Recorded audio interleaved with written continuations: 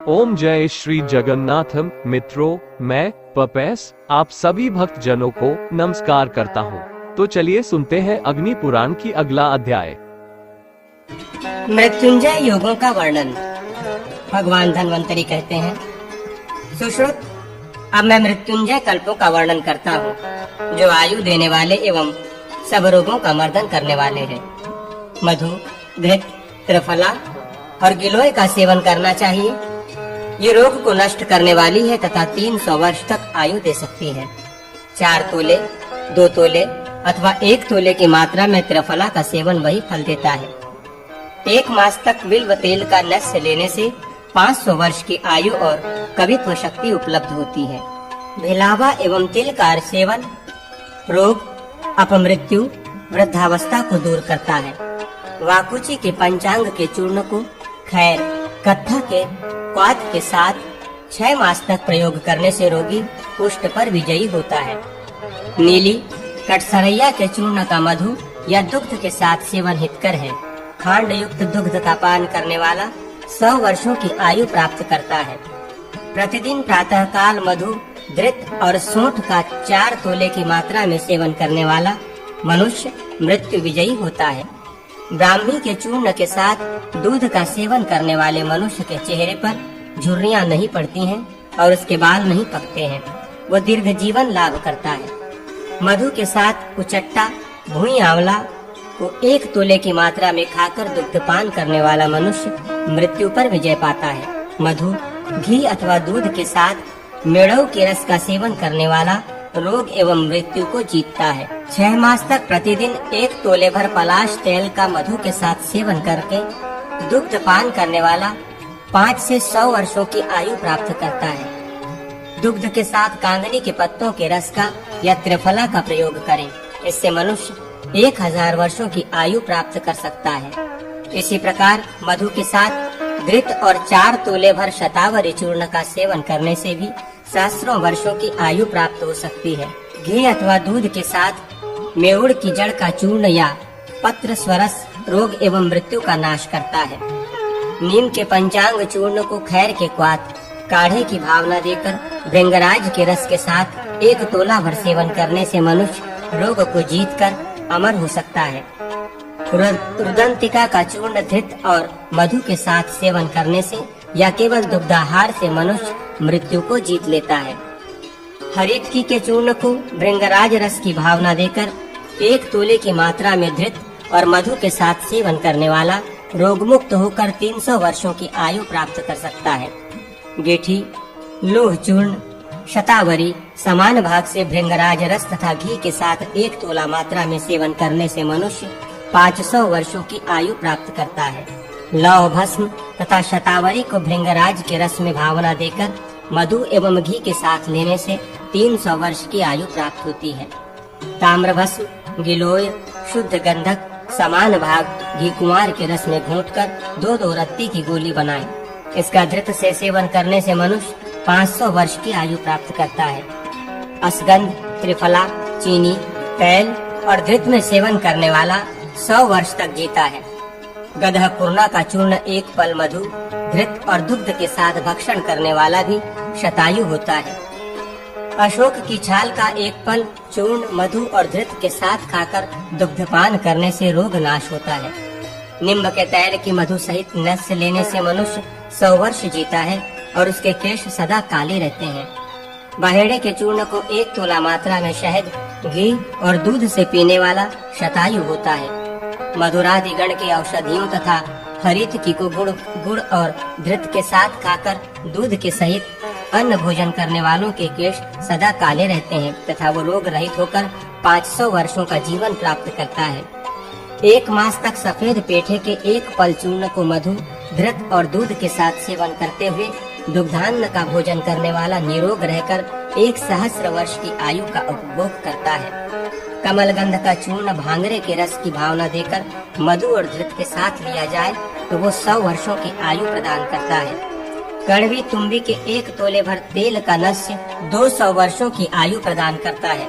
Triphala, people और सोंठ, इनका प्रयोग 300 वर्षों की आयु प्रदान करता है। इनका शतावरी के साथ सेवन अत्यंत बलप्रद और सहस्त्र वर्षों की आयु प्रदान करने वाला है। इनका चित्रक के साथ तथा सूंठ के साथ विडंग का प्रयोग भी पूर्ववत फलप्रद है। त्रिफला, पीपल और सूंठ इनका लोह, भृंगराज, खरेटी, निम्ब पंचांग, खैर, निर्गुंडी, कटेरी, अडूसा और पुनर्वा के साथ तथा इनके रस की भावना देकर या इनके संयोग से बटी या चूर्ण का निर्माण करके उसका धृत, मधु, गुड़ और जलादि अनुपानों के साथ सेवन करने से पूर्वोक्त फल की प्राप्ति होती है। ओम हूं स इस मंत्र से अभिमंत्रित योगराज मृत्यु संजीवनी के समान होता है। उसके सेवन से मनुष्य रोग और मृत्यु पर विजय प्राप्त करता है। देवता, असुर और मुनियों ने इन कल्प सागरों का सेवन किया है। गजारिवेद का वर्णन पालकाव्य ने अंगराज लोमपाद से किया था। गज चिकित्सा। पालकाव्य ने कहा, लोमपाद, मैं तुम्हारे सम्मुख हाथियों के लक्षण और चिकित्सा का वर्णन करता हूँ। लंबी सूंड वाले, दीर्घ श्वास वाले, आघात को सहन करने में समर्थ, 20 या 18 नखों वाले एवं शीतकाल में मध की धारा बहाने वाले हाथी प्रशस्त माने गए हैं। जिनका दाहिना दांत उठा हो, गर्जना मेघ के समान गंभीर हो, जिनके कान विशाल हो तथा जो त्वचा पर सूक्ष्म बिंदुओं से चित्रित हो, ऐसे हाथियों का संग्रह करना चाहिए। किंतु जो ह्रस्वाकार और लक्षणहीन हो, ऐसे हाथियों का संग्रह कदापि नहीं करना चाहिए। पार्श्व गर्भिणी, हस्तिनी और मूल उन्मत्त हाथियों को भी न रखें। वर्ण, सत्व, बल, रूप, कांति, शारीरिक संगठन एवं वेग, इस प्रकार के 7 गुणों से युक्त गजराज सम्मुख युद्ध में शत्रुओं पर विजय प्राप्त करता है। गजराज ही शिविर और सेना की परम शोभा है। राजाओं की विजय हाथियों के अधीन है। हाथियों के सभी प्रकार के ज्वरों में अनुवासन देना चाहिए। घृत और तैल के अभंग के साथ स्नान वात रोग को नष्ट करने वाला है। राजाओं को हाथियों के स्कंध रोगों में पूर्वत अनुवासन देना चाहिए। द्विजश्रेष्ठ, पांडु रोग में गोमूत्र, हरिदाद्र में धृत दें, बदकोष्ठ, कब्जियत में तैल से पूरे शरीर का मर्दन करके स्नान कराना या शरण कराना प्रशस्त है। हाथी को पंच लवण, काला नमक और सेंधा नमक, संचर नोन, समुद्र लवण और काच लवण युक्त वारुणी मदिरे का पान करावे। मूर्छा रोग में हाथी को वायुडंग, त्रिफला, त्रिकटु और सैंधव लवण के ग्रास बनाकर खिलाएं तथा मधुयुक्त जल पिलाएं। शिरशूल में अभ्यंग और नैस्य प्रशस्त है। हाथियों के पैर के रोगों में तैल युक्त पोटली से मर्दन रूप चिकित्सा करें। तदनंतर कल्क और कषाय से उनका शोधन करना चाहिए। जिस हाथी को कंपन होता हो, उसको पीपल और मिर्च मिलाकर मोर, तीतर और बटेर के मांस के साथ भोजन करावें। अतिसार रोग के शमन के लिए गजराज को त्रिबाला, बेल का सूखा गूदा, लोध, घाय के फूल और मिश्री की पिंडी बनाकर खिलावें। करग्रह, सुंड के रोग में लवण युक्त धृत का नस्य देना चाहिए।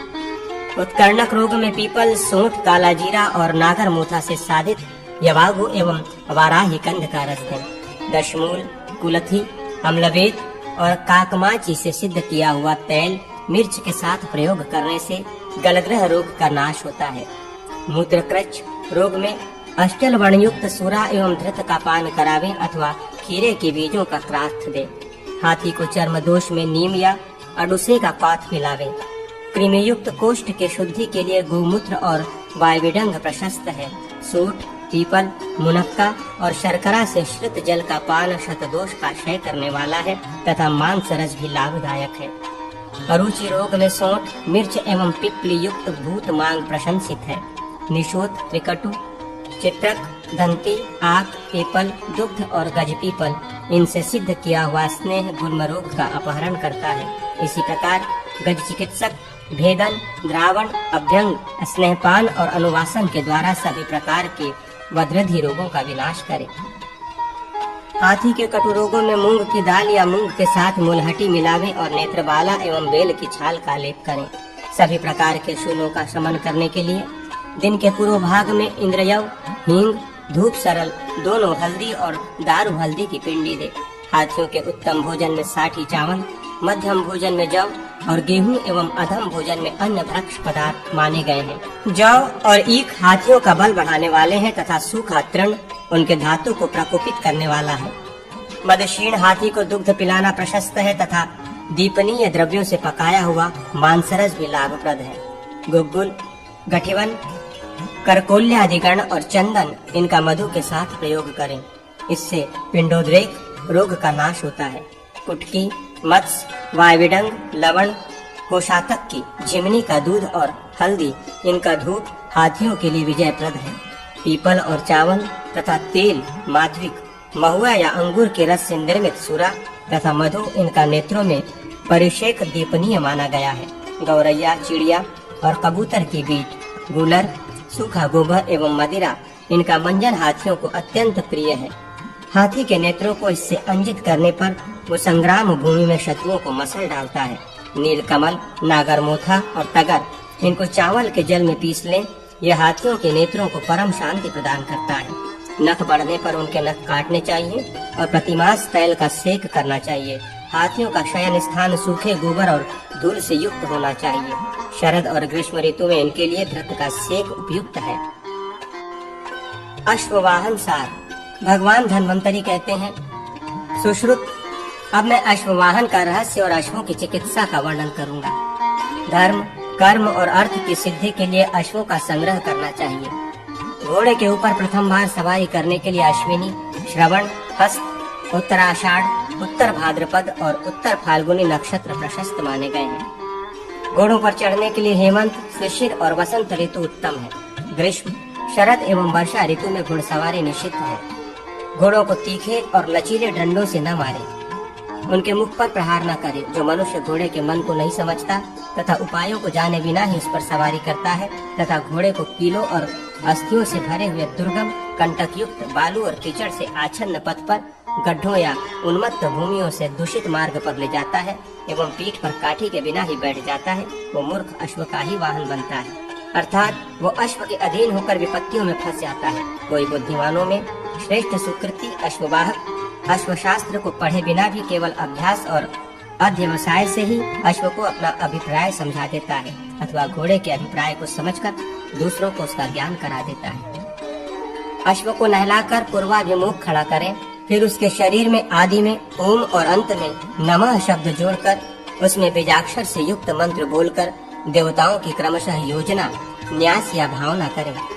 अश्व के चित्त में ब्रह्मा, बल में विष्णु, पराक्रम में गरुड़, पार्श्वभाग में रुद्रगण, बुद्धि में बृहस्पति, मर्म स्थान में विश्वदेव, नेत्रावर्त में और नेत्र में चंद्रमा सूर्य, कानों में अश्विनी कुमार, जठराग्नि में स्वधा, जिह्वा में सरस्वती, वेग में पवन, पृष्ठभाग में स्वर्ग पृष्ठ, पुराग्र में समस्त पर्वत, रूपकूपों में नक्षत्रगण, हृदय में चंद्रकला, तेज में अग्नि, शून्य देश में रति, ललाट में जगतपति, रेरिष्ट में हिनहिनाहट में नवग्रह एवं वक्षा स्थल में वासुकी का न्यास करें।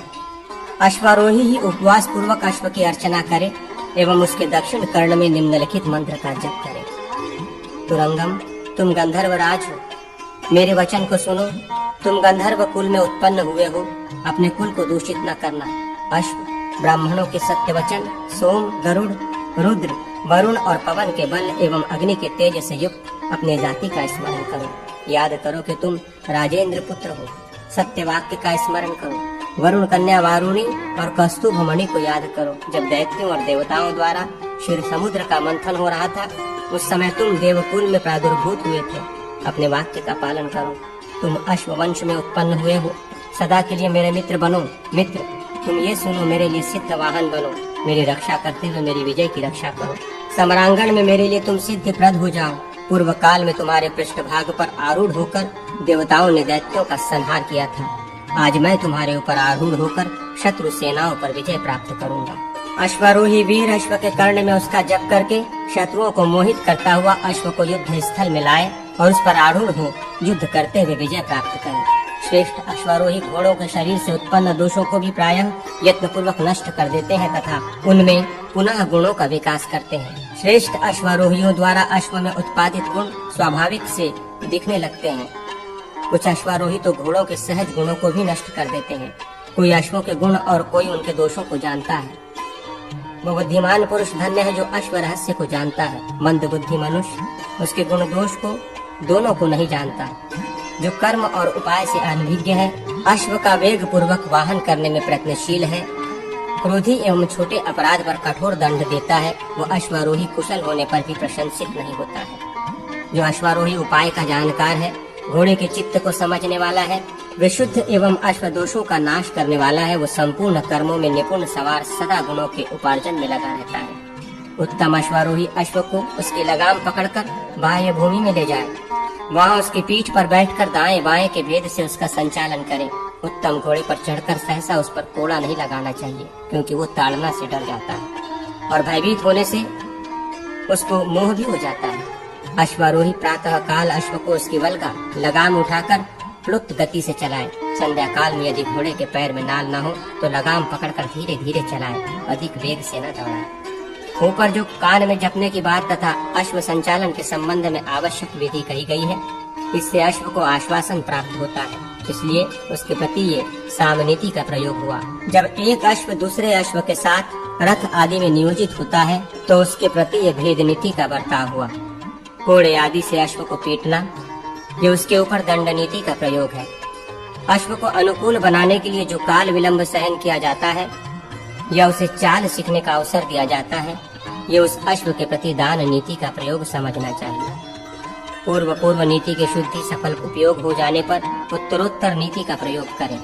घोड़े के जिह्वा के नीचे बिना योग के ग्रंथि बांधे, अधिक से अधिक 100 गुने सूत को बटकर बनाई गई वल्गा लगाम को घोड़े के दोनों गलफरों में घुसा दें, फिर धीरे धीरे वाहन को भुलावा देकर लगाम ढीली करें।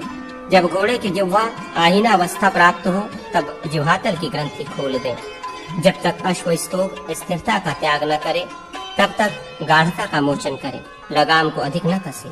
उरस्त्राण को तब तक खूब कसा कसा रखें जब तक अश्व मुख से लार गिराता रहे। जो स्वभाव से ही मुंह पर किए रहे, उसी अश्व का उरणस्त्राण खूब कसकर श्रेष्ठ घोड़सवार उसे अपने सृष्टि संकेत पर लीला पूर्वक चला सकता है।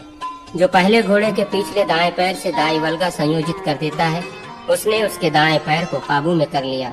इसी क्रम से जो बाईं वल्गा से घोड़े के बाएं पैर को संयुक्त कर देता है, उसने भी उसके वाम पैर पर नियंत्रण पा लिया। यदि अगले पैर परित्यक्त हुए तो आसन सुदृढ़ होता है। जो पैर दुष्कर मोटन कर्म में अपहृत हो गए अथवा बाएं पैर में हीन अवस्था आ गई, उसी स्थिति का नाम नाटकायन है। हनन और गुणन क्रमों में खलिकार होता है। बारंबार मुख व्यावर्तन अश्व का स्वभाव है। ये सब लक्षण उसके पैरों पर नियंत्रण पाने के कारणभूत नहीं है। जब देख लें कि घोड़ा पूर्णतः विश्वस्त हो गया है, तब आसन को जोर से दबाकर अपना पैर उसके मुख से अड़ा दें। ऐसा करके उसकी ग्राह्यता का अवलोकन हितकारी होता है। रानों द्वारा जोर से दबाकर लगाम खींचकर उसके बंधन से जो घोड़े के 2 पैरों को ग्रहित आकर्षित किया जाता है, वो उद्दकन कहलाता है। लगाम से घोड़े के चारों पैरों को संयुक्त कर उसे यथेष्ट ढीली करके बाह्य पार्श्व भागों के प्रयोग से जहाँ घोड़े को मोड़ा जाता है, उसे मोटन या ताड़न माना गया है। बुद्धिमान घुड़सवार इस क्रम से प्रलय तथा अविप्लय को जान ले, फिर चतुर्थ मोटन क्रिया द्वारा इस विधि का संपादन होता है। जो घोड़ा लघुमंडल में मोटन और उद्दकन द्वारा अपने पैर को भूमि पर नहीं रखता, भूमि स्पर्श के बिना ही चक्कर पूरा कर लेता है, वो सफल माना गया है। उसे इस प्रकार की पादगति ग्रहण करानी सिखानी चाहिए। आसन में खूब कसकर निबद्ध करके जैसे शिक्षा दी जाती है, तथापि जो मंद गति से ही चलता है, फिर संग्रहण करके पकड़कर उसे अभिष्ट चाल ग्रहण कराई जाती है, उसकी उस शिक्षण क्रिया को संग्रहण कहा गया है। जो घोड़ा स्थान में स्थित होकर भी व्यग्रचित्त हो जाए और उसके पार्श्व भाग में ऐंठ लगाकर लगाम खींचकर उसे कंटक पान लगाम के लोहे का आस्वादन कराया जाए, तथा इस प्रकार पार्श्व भाग में किए गए इस पाद प्रहार से जो खलीकृत होकर चाल सीखे, उसका वो शिक्षण खलिकार माना गया है। तीनों प्रकार की गतियों में भी जो मनोवांछित पैर चाल नहीं पकड़ पाता है, उस दशा में डंडे से मारकर जहाँ वो पाद ग्रहण कराया जाता है, वो क्रिया हनन कही गई है। जब दूसरी वल्गा लगाम के द्वारा 4 बार खलीकृत करके अश्व को अन्यत्र ले जाकर उच्छ्वासित करके वो चाल ग्रहण कराई जाती है, तब उस क्रिया को उच्छ्वास नाम दिया जाता है। स्वभाव से ही अश्व अपना मुख बाह्य दिशा की ओर घुमा देता है। उसे यत्न पूर्वक उसी दिशा की ओर मोड़कर वही नियुक्त करके जब अश्व को वैसी गति ग्रहण कराई जाती है, तब इस यत्न को मुखाव्यावर्तन कहते हैं। क्रमशः तीनों ही गतियों में चलने की रीति ग्रहण कराकर फिर उसे मंडल आदि 5 धाराओं में चलने का अभ्यास कराएं। ऊपर उठे हुए मुख से लेकर घुटनों तक जब अश्व शिथिल हो जाए, तब उसे गति की शिक्षा देने के लिए बुद्धिमान पुरुष उसके ऊपर सवारी करे तथा जब तक उसके अंगों में हल्कापन या फुर्ती न आ जाए तब तक उसे दौड़ाता रहे। जब घोड़े की गर्दन कोमल, मुख हल्का और शरीर की सारी संधियां शिथिल हो जाएं, तब वो सवार के वश में होता है। उसी अवस्था में अश्व का संग्रह करें। जब वो पिछला पाद गति ज्ञान न छोड़े तब वो साधु अच्छा अश्व होता है। उस समय दोनों हाथों से लगाम खींचें। लगाम खींचकर ऐसा कर दें जिससे घोड़ा ऊपर की ओर गर्दन उठाकर एक पैर से खड़ा हो जाए। जब भूतल पर स्थित हुए पिछले दोनों पैर आकाश में उठे हुए दोनों अग्रिम पैरों के आश्रय बन जाएं, उस समय अश्व को मुट्ठी से संधारण करें। सहसा इस प्रकार खींचने पर जो घोड़ा खड़ा नहीं होता, शरीर को झकझोरने लगता है, तब उसको मंडलाकार दौड़ाकर साधे वश में करें। जो घोड़ा कंधा कपाने लगे उसे लगाम से खींचकर खड़ा कर देना चाहिए। गोबर, नमक और गोमूत्र का काथ बनाकर उसमें मिट्टी मिला दें और घोड़े के शरीर पर उसका लेप करें। ये मक्खी आदि के काटने की पीड़ा तथा थकावट को दूर करने वाला है। सवार को चाहिए कि वो भद्र आदि जाति के घोड़े को मांड दे। इससे सूक्ष्म कीट आदि के दंशन का कष्ट दूर होता है। भूख के कारण घोड़ा उत्साह शून्य हो जाता है, अतः मांड देना इससे भी लाभदायक है। घोड़े को उतनी ही शिक्षा देनी चाहिए जिससे वो वशीभूत हो जाए। अधिक सवारी में जोते जाने पर घोड़े नष्ट हो जाते हैं। यदि सवारी न ली जाए तो वे सिद्ध नहीं होते। उनके मुख को ऊपर की ओर रखते हुए ही उन पर सवारी करें। मुट्ठी को स्थिर रखते हुए दोनों घुटनों से दबाकर अश्व को आगे बढ़ाना चाहिए। गोमूत्राकृति, वक्रता, वेणी, पद्ममंडल और मालिका, इन चिन्हों से युक्त अश्व पंचोलूखलिक कहे गए हैं। ये कार्य में अत्यंत गर्विले कहे गए हैं। इनके 6 प्रकार के लक्षण बताए जाते हैं: संक्षिप्त, विक्षिप्त, कुंचित, आंचित, वल्गित और अवल्गित। गली में या सड़क पर 100 धनुष की दूरी तक दौड़ाने पर भद्र जाति अश्व सुसाध्य होता है। मंद 80 धनुष तक और दंडक मानस 90 धनुष तक चलाया जाए तो साध्य होता है। मृग जघन्य या मृग जाति अश्व संकर होता है।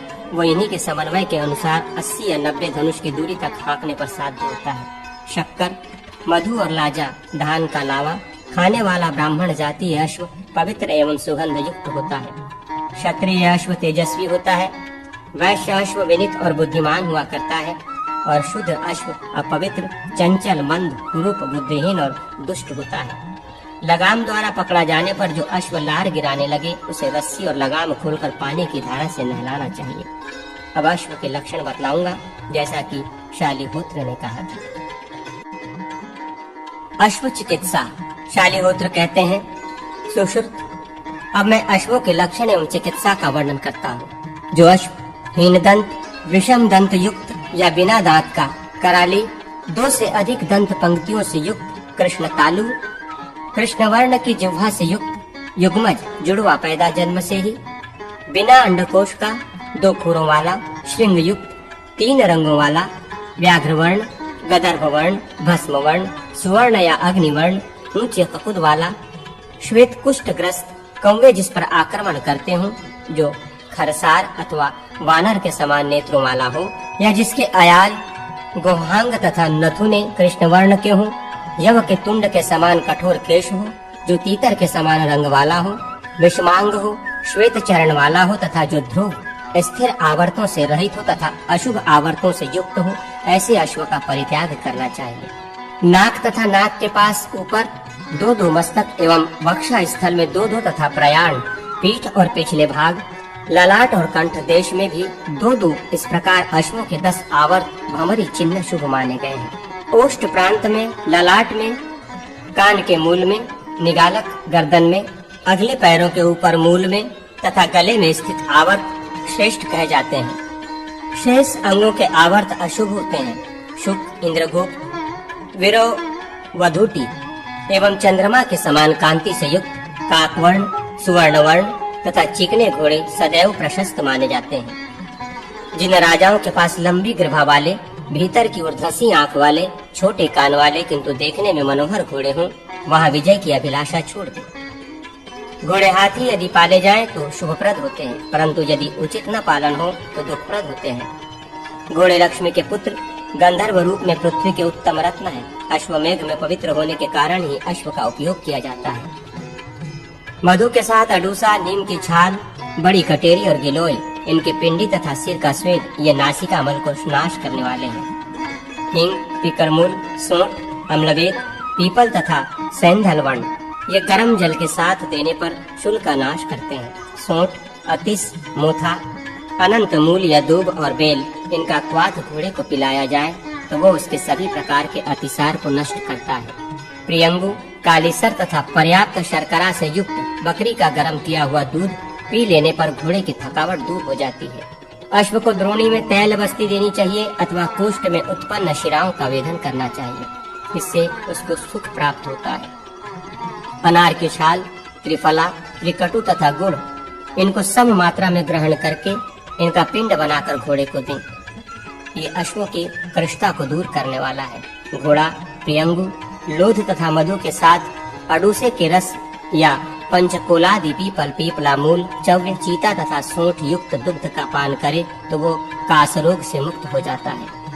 प्रस्कंद, छलांग आदि दौड़ से हुए सभी प्रकार के कष्ट में पहले शोधन श्रेयकर होता है। तदनंतर अभंग, उद्वर्तन, स्नेहन, नस्य और वर्तिका का प्रयोग श्रेष्ठ माना जाता है। ज्वरयुक्त अश्वों की दुग्ध से ही चिकित्सा करें।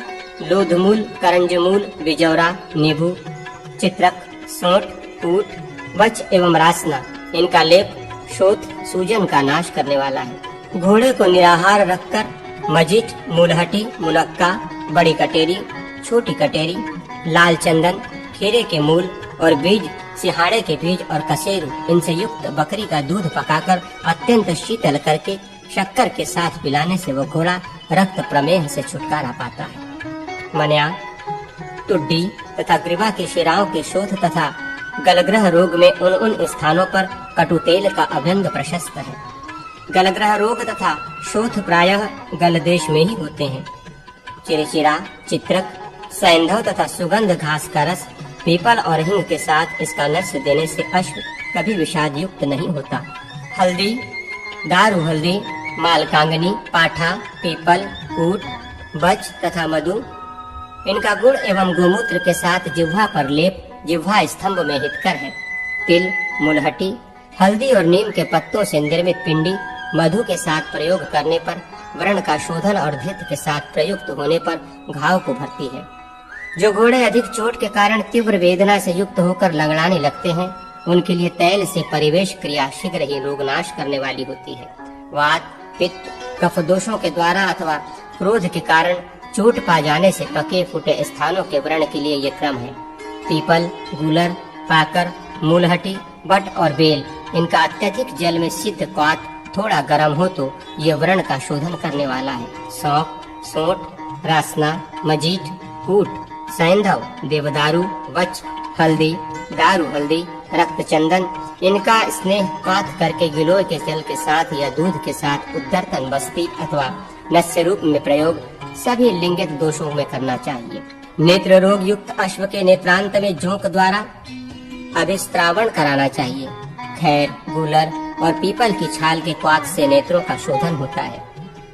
युक्तावलंबी अश्व के लिए आंवला, जवासा, पाठा, प्रियंगु, कुमकुम और गिलोय इनका संभाग ग्रामण करके निर्मित किया हुआ कल्क हितकर है। कर्ण संबंधी दोष में एवं उपद्रव में, शील अनियमित वृत्ति में, शुष्क क्षेम में, लिंग सूखने की दशा में तथा शीघ्र हानि करने वाले दोष में तत्काल वेधन करना चाहिए। गाय का गोबर, मजीठ, ऊट, हल्दी, तिल और सरसों इनको गोमूत्र में पीसकर मर्दन करने से खोजली का नाश होता है। शाल की छाल का क्वाथ शीतल हो जाने पर मधु और शर्करा सहित नासिका में डालने से एवं उसी प्रकार पिलाने से घोड़े का रक्त पित्त नष्ट होता है। घोड़े को सातवें दिन नमक देना चाहिए। अश्वों के अधिक भोजन हो जाने पर वारुणी, मदिरा, शरद ऋतु में जीवयानी गण के द्रव्य जीवक, ऋषभक, मेदा, महामेदा, काकोली, शिर काकोली, मुदक पर्णी, वनमूंग, माशपर्णी, वनुरद, जीवंती तथा मुलहटी, मधु, दाख, शक्कर, पिपली और पद्माक सहित प्रतिपान में देना चाहिए। हेमंत ऋतु में अश्वों को वायवेडिंग, पीपल, धनिया, सौंफ, लोध, सैंधवलवर्ण और चित्रक से समन्वित प्रतिपान देना चाहिए। वसंत ऋतु में लोध, प्रियंग, मोथा, पीपल, सोंठ और मधु से युक्त प्रतिपान कफनाशक माना गया है। ग्रीष्म ऋतु में प्रतिपान के लिए प्रियंग, पीपल, लोध, मुलहटी, सोंठ और गुड़ के सहित मदिरा दें। वर्षा ऋतु में अश्वों के लिए प्रतिपान तैल, लोध, लवण, पीपल और सोंठ से समन्वित होना चाहिए। ग्रीष्म ऋतु में बढ़े हुए पित्त के प्रकोप से पीड़ित शरत काल में रक्त धनत्व से युक्त अश्व को एक प्रावट वर्षा के प्रारंभ में जिन घोड़ों का गोबर फूट गया है उन्हें धृत पिलाना चाहिए। कफ एवं वात की अधिकता होने पर अश्वों को तैलपान कराना चाहिए। जिनके शरीर में स्नेह तत्व के प्राबल्य से कोई कष्ट उत्पन्न हो उनका रोक्षण कराना चाहिए। मट्ठा के साथ भोजन तथा 3 दिन तक यवागु पिलाने से अश्वों का रोक्षण होता है। अश्वों के बस्ती कर्म के लिए शरद ग्रीष्म में धृत, हेमंत वसंत में तेल तथा वर्षा एवं शिशिर ऋतुओं में धृत तैल दोनों का प्रयोग करना चाहिए। जिन घोड़ों को स्नेह तैल धृतादि पान कराया गया है उनके लिए गुरु भारी या अभिसंधि कफकारक भोजन, भात आदि व्यायाम, स्नान, धूप तथा वायु रहित स्थान वर्जित है। वर्षा ऋतु में घोड़े को दिन में एक बार स्नान और पान कराएं, किंतु घोर दुर्दिन के समय केवल पान ही प्रशस्त है। समशीतोष्ण ऋतु में 2 बार और 1 बार स्नान विहित है। ग्रीष्म ऋतु में 3 बार स्नान और प्रतिपान उचित होता है। पूर्ण जल में बहुत देर तक स्नान कराना चाहिए। घोड़े को प्रतिदिन 4 आड़क भूसा से रहित जौ खिलावे। उसको चना, धान, मूंग या मटर भी खाने को दे। अश्व को एक दिन रात में 5 सेर दूब खिलावे। सूखी दूब होने पर 8 सेर अथवा भूसा हो तो 4 सेर देना चाहिए। दुर्वा पित्त का, जौ कास का, भूसी कफाधिक्य का, अर्जुन श्वास का एवं मानकन बलशय का नाश करता है। दुर्वा भोजी अश्व को कफज, वातज, पित्तज और सन्निपातज रोग पीड़ित नहीं कर सकते। दुष्ट घोड़ों के आगे पीछे दोनों ओर 2 रज्जु बंधन करने चाहिए। गर्दन में भी बंधन करना चाहिए। घोड़े आस्तरण युक्त और धूपित स्थान में बसाने चाहिए, जहाँ की उपाय पूर्वक घासें रखी हों। वो अश्वशाला प्रदीप से आलोकित तथा सुरक्षित होनी चाहिए। घोड़साल में मयूर, अज, वानर और मृगों को रखना चाहिए। अश्व शांति शालिहोत्र कहते हैं, सुश्रुत, अब मैं घोड़ों के रोगों का मर्दन करने वाली अश्व शांति का वर्णन करूंगा, जो नित्य, नैमित्तिक और काम्य के भेद से 3 प्रकार की मानी गई है। इसे सुनो। किसी शुभ दिन को श्रीधर, विष्णु, श्री लक्ष्मी तथा उच्च श्रवा के पुत्र हैराज की पूजा करके सविता देवता संबंधी मंत्रों का घी का हवन करें। तदनंतर ब्राह्मणों को दक्षिणा दें। इससे अश्वों की वृद्धि होती है। शुभ दिन से आरंभ करके इस कर्म को प्रतिदिन चालू रखा जाए तो ये नित्य अश्व शांति है। अश्व समृद्धि की कामना से आश्विन के शुक्ल पक्ष की पूर्णिमा को नगर के बाह्य देश में शांति कर्म करें। उसमें विशेषतया अश्विनी कुमारों तथा वरुण देवता का पूजन करें। तत्पश्चात श्री देवी को वेदी पर पद्मासन के ऊपर अंकित करके उन्हें चारों ओर से वृक्ष की शाखाओं द्वारा आवृत कर दे। उनकी सभी दिशाओं में समस्त रसों से परिपूर्ण कलशों को वस्त्र सहित स्थापित करें। इसके बाद श्री देवी का पूजन करके उनकी प्रसन्नता के लिए जौ और घी का हवन करें। फिर अश्विनी कुमारों और अश्वों की अर्चना करें तथा ब्राह्मणों को दक्षिणा दें। वो काम्य शांति हुई। अब नैमित्तिक शांति का वर्णन सुनो। मकर आदि की संक्रांतियों में अश्वों का पूजन करें। साथ ही कमल पुष्पों द्वारा विष्णु, लक्ष्मी, ब्रह्मा, शंकर, चंद्रमा, सूर्य, अश्विनी कुमार, रेवंत तथा उच्च श्रवा की अर्चना करें। इसके सिवा कमल के 10 दलों पर 10 दिक्पालों की भी पूजा करें। प्रत्येक अर्चनीय देवता के निमित्त वेदी पर जलपूर्ण कलश स्थापित करें और उन कलशों में अधिष्ठित देवों की पूजा करें। इस देवताओं के उत्तर भाग में इन सब के निमित्त तिल, अक्षत, घी और पीली सरसों की आहुतियाँ दें। एक एक देवता के निमित्त 100 आहुतियाँ देनी चाहिए।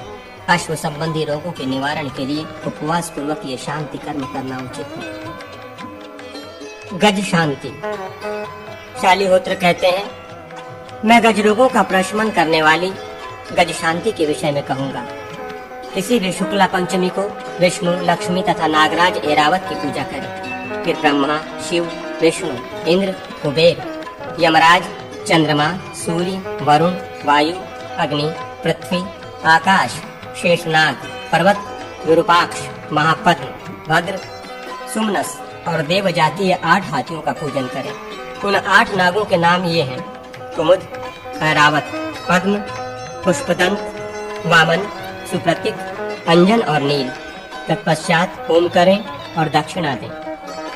शांति कलश के जल से हाथियों का अभिषेक किया जाए तो वे वृद्धि को प्राप्त होते हैं। वो नित्य विधि है। अब नैमित्तिक शांति कर्म के विषय में सुनो। मकर आदि की संक्रांतियों में हाथियों का नगर के बहिर्भाग में ईशान कोण में पूजन करें। वेदी या पद्मासन पर अष्ट कमल दल का निर्माण करके उसमें केसर के स्थान पर श्री विष्णु और श्री लक्ष्मी की अर्चना करें। तदनंतर अष्ट दलों में क्रमशः ब्रह्मा, सूर्य, पृथ्वी, स्कंद, अनंत, आकाश, शिव तथा चंद्रमा की पूजा करें। उन्हीं 8 दलों में पूर्वादि के क्रम से इंद्रादि दिक्पालों का भी पूजन करें। देवताओं के साथ कमल दलों में उनके व्रज, शक्ति, दंड, तोमर, पाश, गदा, शूल और पद्म आदि अस्त्रों की अर्चना करनी चाहिए। दलों के बाह्य भाग में चक्र में सूर्य और अश्विनी कुमारों की पूजा करें।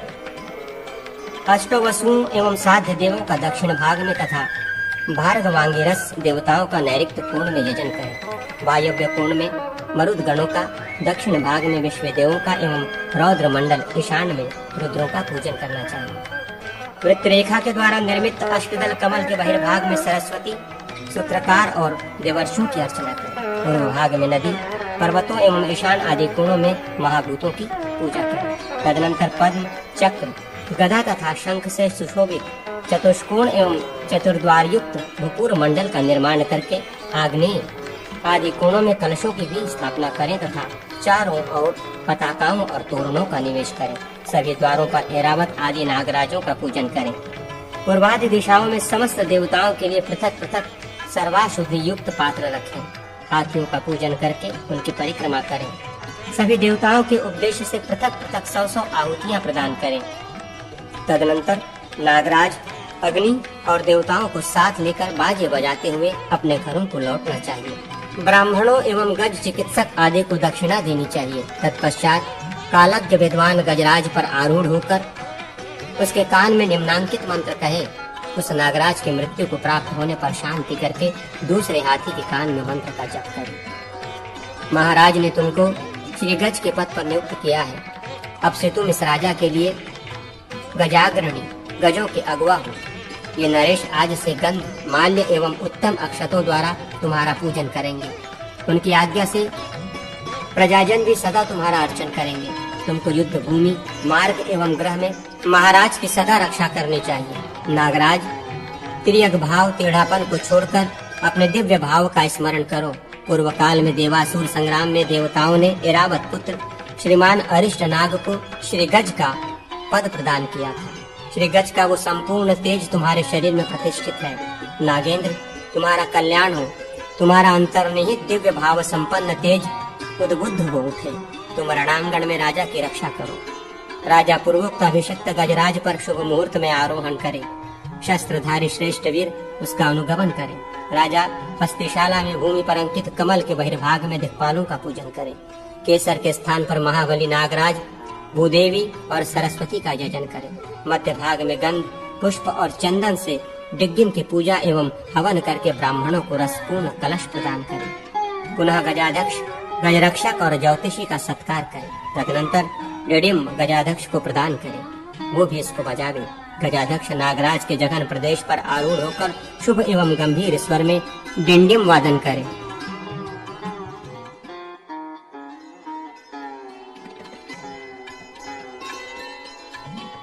गवार युवेद। धन्वंतरी कहते हैं, सुश्रुत, राजा को गौओं और ब्राह्मणों का पालन करना चाहिए। अब मैं गोशांति का वर्णन करता हूँ। गौएं पवित्र एवं मंगलमयी है। गौओं में संपूर्ण लोक प्रतिष्ठित है। गौओं का गोबर और मूत्र अलक्ष्मी, दरिद्रता के नाश का सर्वोत्तम साधन है। उनके शरीर को खुजलाना, सिंगों को सहलाना और उनको जल पिलाना भी अलक्ष्मी का निवारण करने वाला है।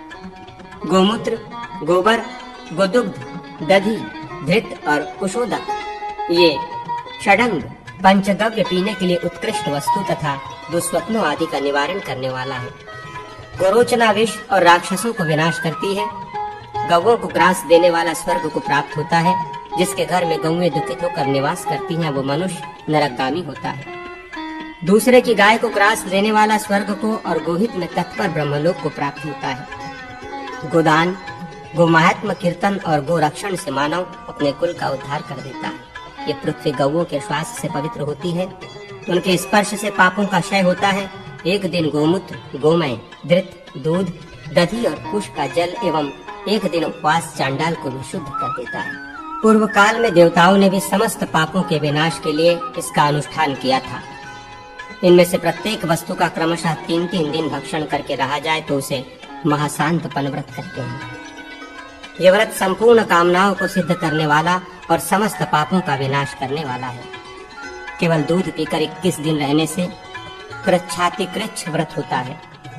इसके अनुष्ठान से श्रेष्ठ मानव संपूर्ण अभिष्ट वस्तुओं को प्राप्त कर पाप मुक्त हो स्वर्गलोक में जाते हैं।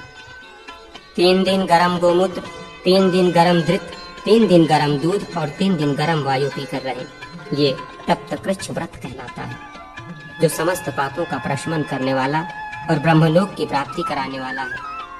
यदि इन वस्तुओं को इसी क्रम से शीतल करके ग्रहण किया जाए तो ब्रह्मा जी के द्वारा कथित श्वेतकृच्छ होता है, जो ब्रह्मलोक प्रद है। 1 मास तक गृहव्रती होकर गोमूत्र से प्रतिदिन स्नान करें, गोरस से जीवन चलावे, गौओं का अनुगमन करें और गौओं के भोजन करने के बाद भोजन करें। इससे मनुष्य निष्पाप होकर गोलोक को प्राप्त करता है। गोमती के विद्या के जप से भी उत्तम गोलोक की प्राप्ति होती है। उस लोक में मानव विमान में अप्सराओं के द्वारा नृत्य गीत से सेवित होकर प्रमुदित होता है। गौवे सदा सुरभि रूपणी है, वे गुग्गुल के समान गंध से संयुक्त है।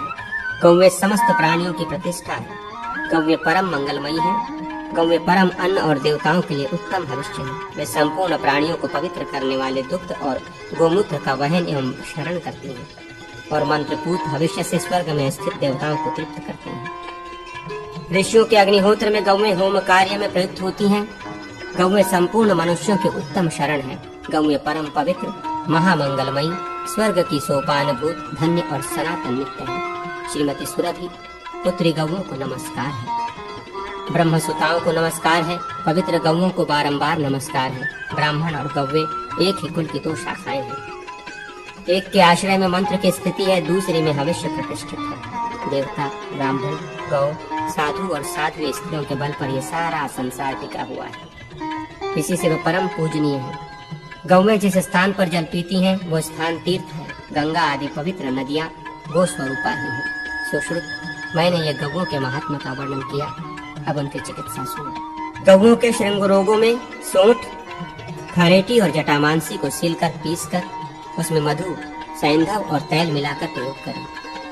सभी प्रकार के कर्ण रोगों में मंजिष्ठा, हींग और सैंधव डालकर सिद्ध किया हुआ तेल प्रयोग करना चाहिए तथा लहसुन के साथ पकाया हुआ तेल प्रयोग करना चाहिए। दंतशूल में बिल्वमूल, अपामार्ग, धान की पाटला और कुटज का लेप करें, वो शूलक नाशक है। दंतशूल का हरण करने वाले द्रव्यों और कूट को त्रिक में पकाकर देने से मुख रोगों का निवारण होता है। जिह्वा रोगों में सैंधव, लवण प्रशस्त है। गलग्रह रोग में सोंठ, हल्दी, दारू हल्दी और त्रिफला विहित है।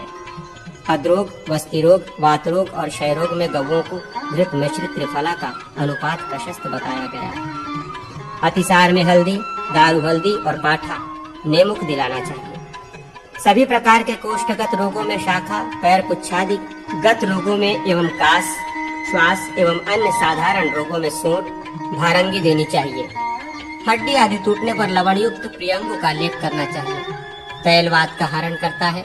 पित्त रोग में तेल में पकाई हुई मूलहटी, कफ रोग में मधु सहित त्रिकटु, सूंठ, मिर्च और पीपल तथा रक्त विकार में मजबूत नखों का भस्म हितकर है। भक्षक में तेल एवं धृत में पकाया हुआ हरताल दे, उड़द, तिल, गेहूं, दुग्ध, जल और धृत, इनका लवण युक्त पिंड गोवत्सों के लिए पुष्टिप्रद है। विषाणी बल प्रदान करने वाली है। ग्रह बाधा के विनाश के लिए धूप का प्रयोग करना चाहिए। देवदारू, वचा, जटामासी, गुग्गुल, हिंगू और सरसप, इनके धूप गौओं के ग्रह जनित रोगों का नाश करने में हितकर है। इस धूप से धूपित करके गौओं के गले में घंटा बांधना चाहिए।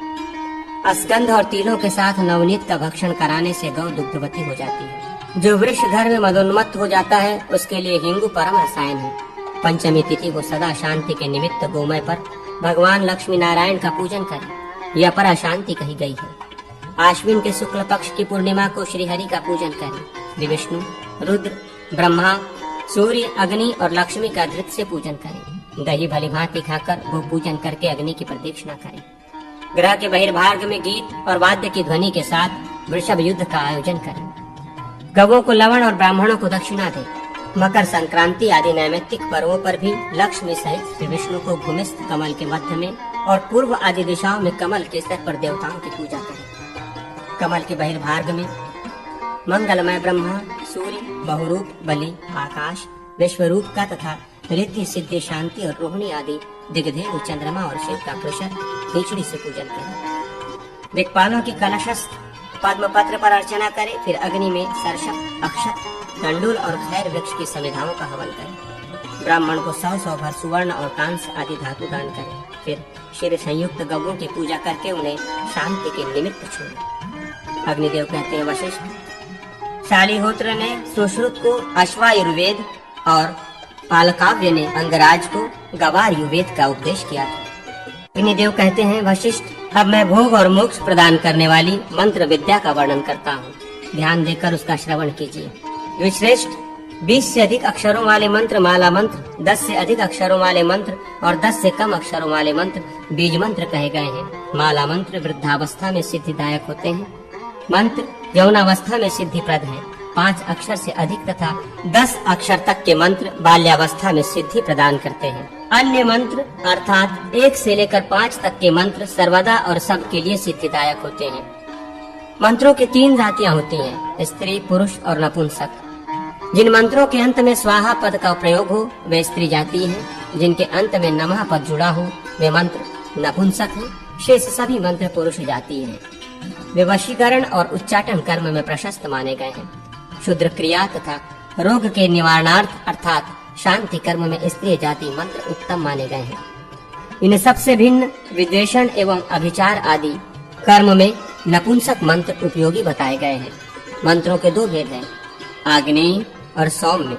जिनके आदि में प्रणव लगा हो वे आग्नेय हैं और जिनके अंत में प्रणव का योग है वे सौम्य कहे गए हैं। इनका जप इन्हीं दोनों के काल में करना चाहिए, अर्थात सूर्य नाड़ी चलती हो तो आग्नेय मंत्र का और चंद्र नाड़ी चलती हो तो सौम्य मंत्रों का जप करें। जिस मंत्र में तार, ओम, अंत्य, क्षय, अग्नि, र, वियत, ह इनका बाहुल्य प्रयोग हो वो आग्नेय माना गया है। शेष मंत्र सौम्य कहे गए हैं। ये 2 प्रकार के मंत्र क्रमशः क्रूर और सौम्य कर्मों में प्रशस्त माने गए हैं। आग्नेय मंत्र प्रायः अंत में नमः पद से युक्त होने पर सौम्य हो जाता है और सौम्य मंत्र भी अंत में फट लगा देने पर आग्नेय हो जाता है। यदि मंत्र सोया हो या सोकर तत्काल ही जगा हो तो वो सिद्धिदायक नहीं होता है। जब वाम नाड़ी चलती हो तो वो आग्नेय मंत्र के सोने का समय है और यदि दाहिनी नाड़ी नासिका के दाहिने के छिद्र से सांस चलती हो तो वो उसके जागरण का काल है। सौम्य मंत्र के सोने और जागने का समय इसके विपरीत है, अर्थात वाम नाड़ी सांस उसके जागरण का और दक्षिण नाड़ी उसके शयन का काल है। जब दोनों नाड़ियां साथ साथ चल रही हों उस समय आग्नेय और सौम्य दोनों मंत्र जगे रहते हैं, तो उस समय दोनों का जप किया जा सकता है।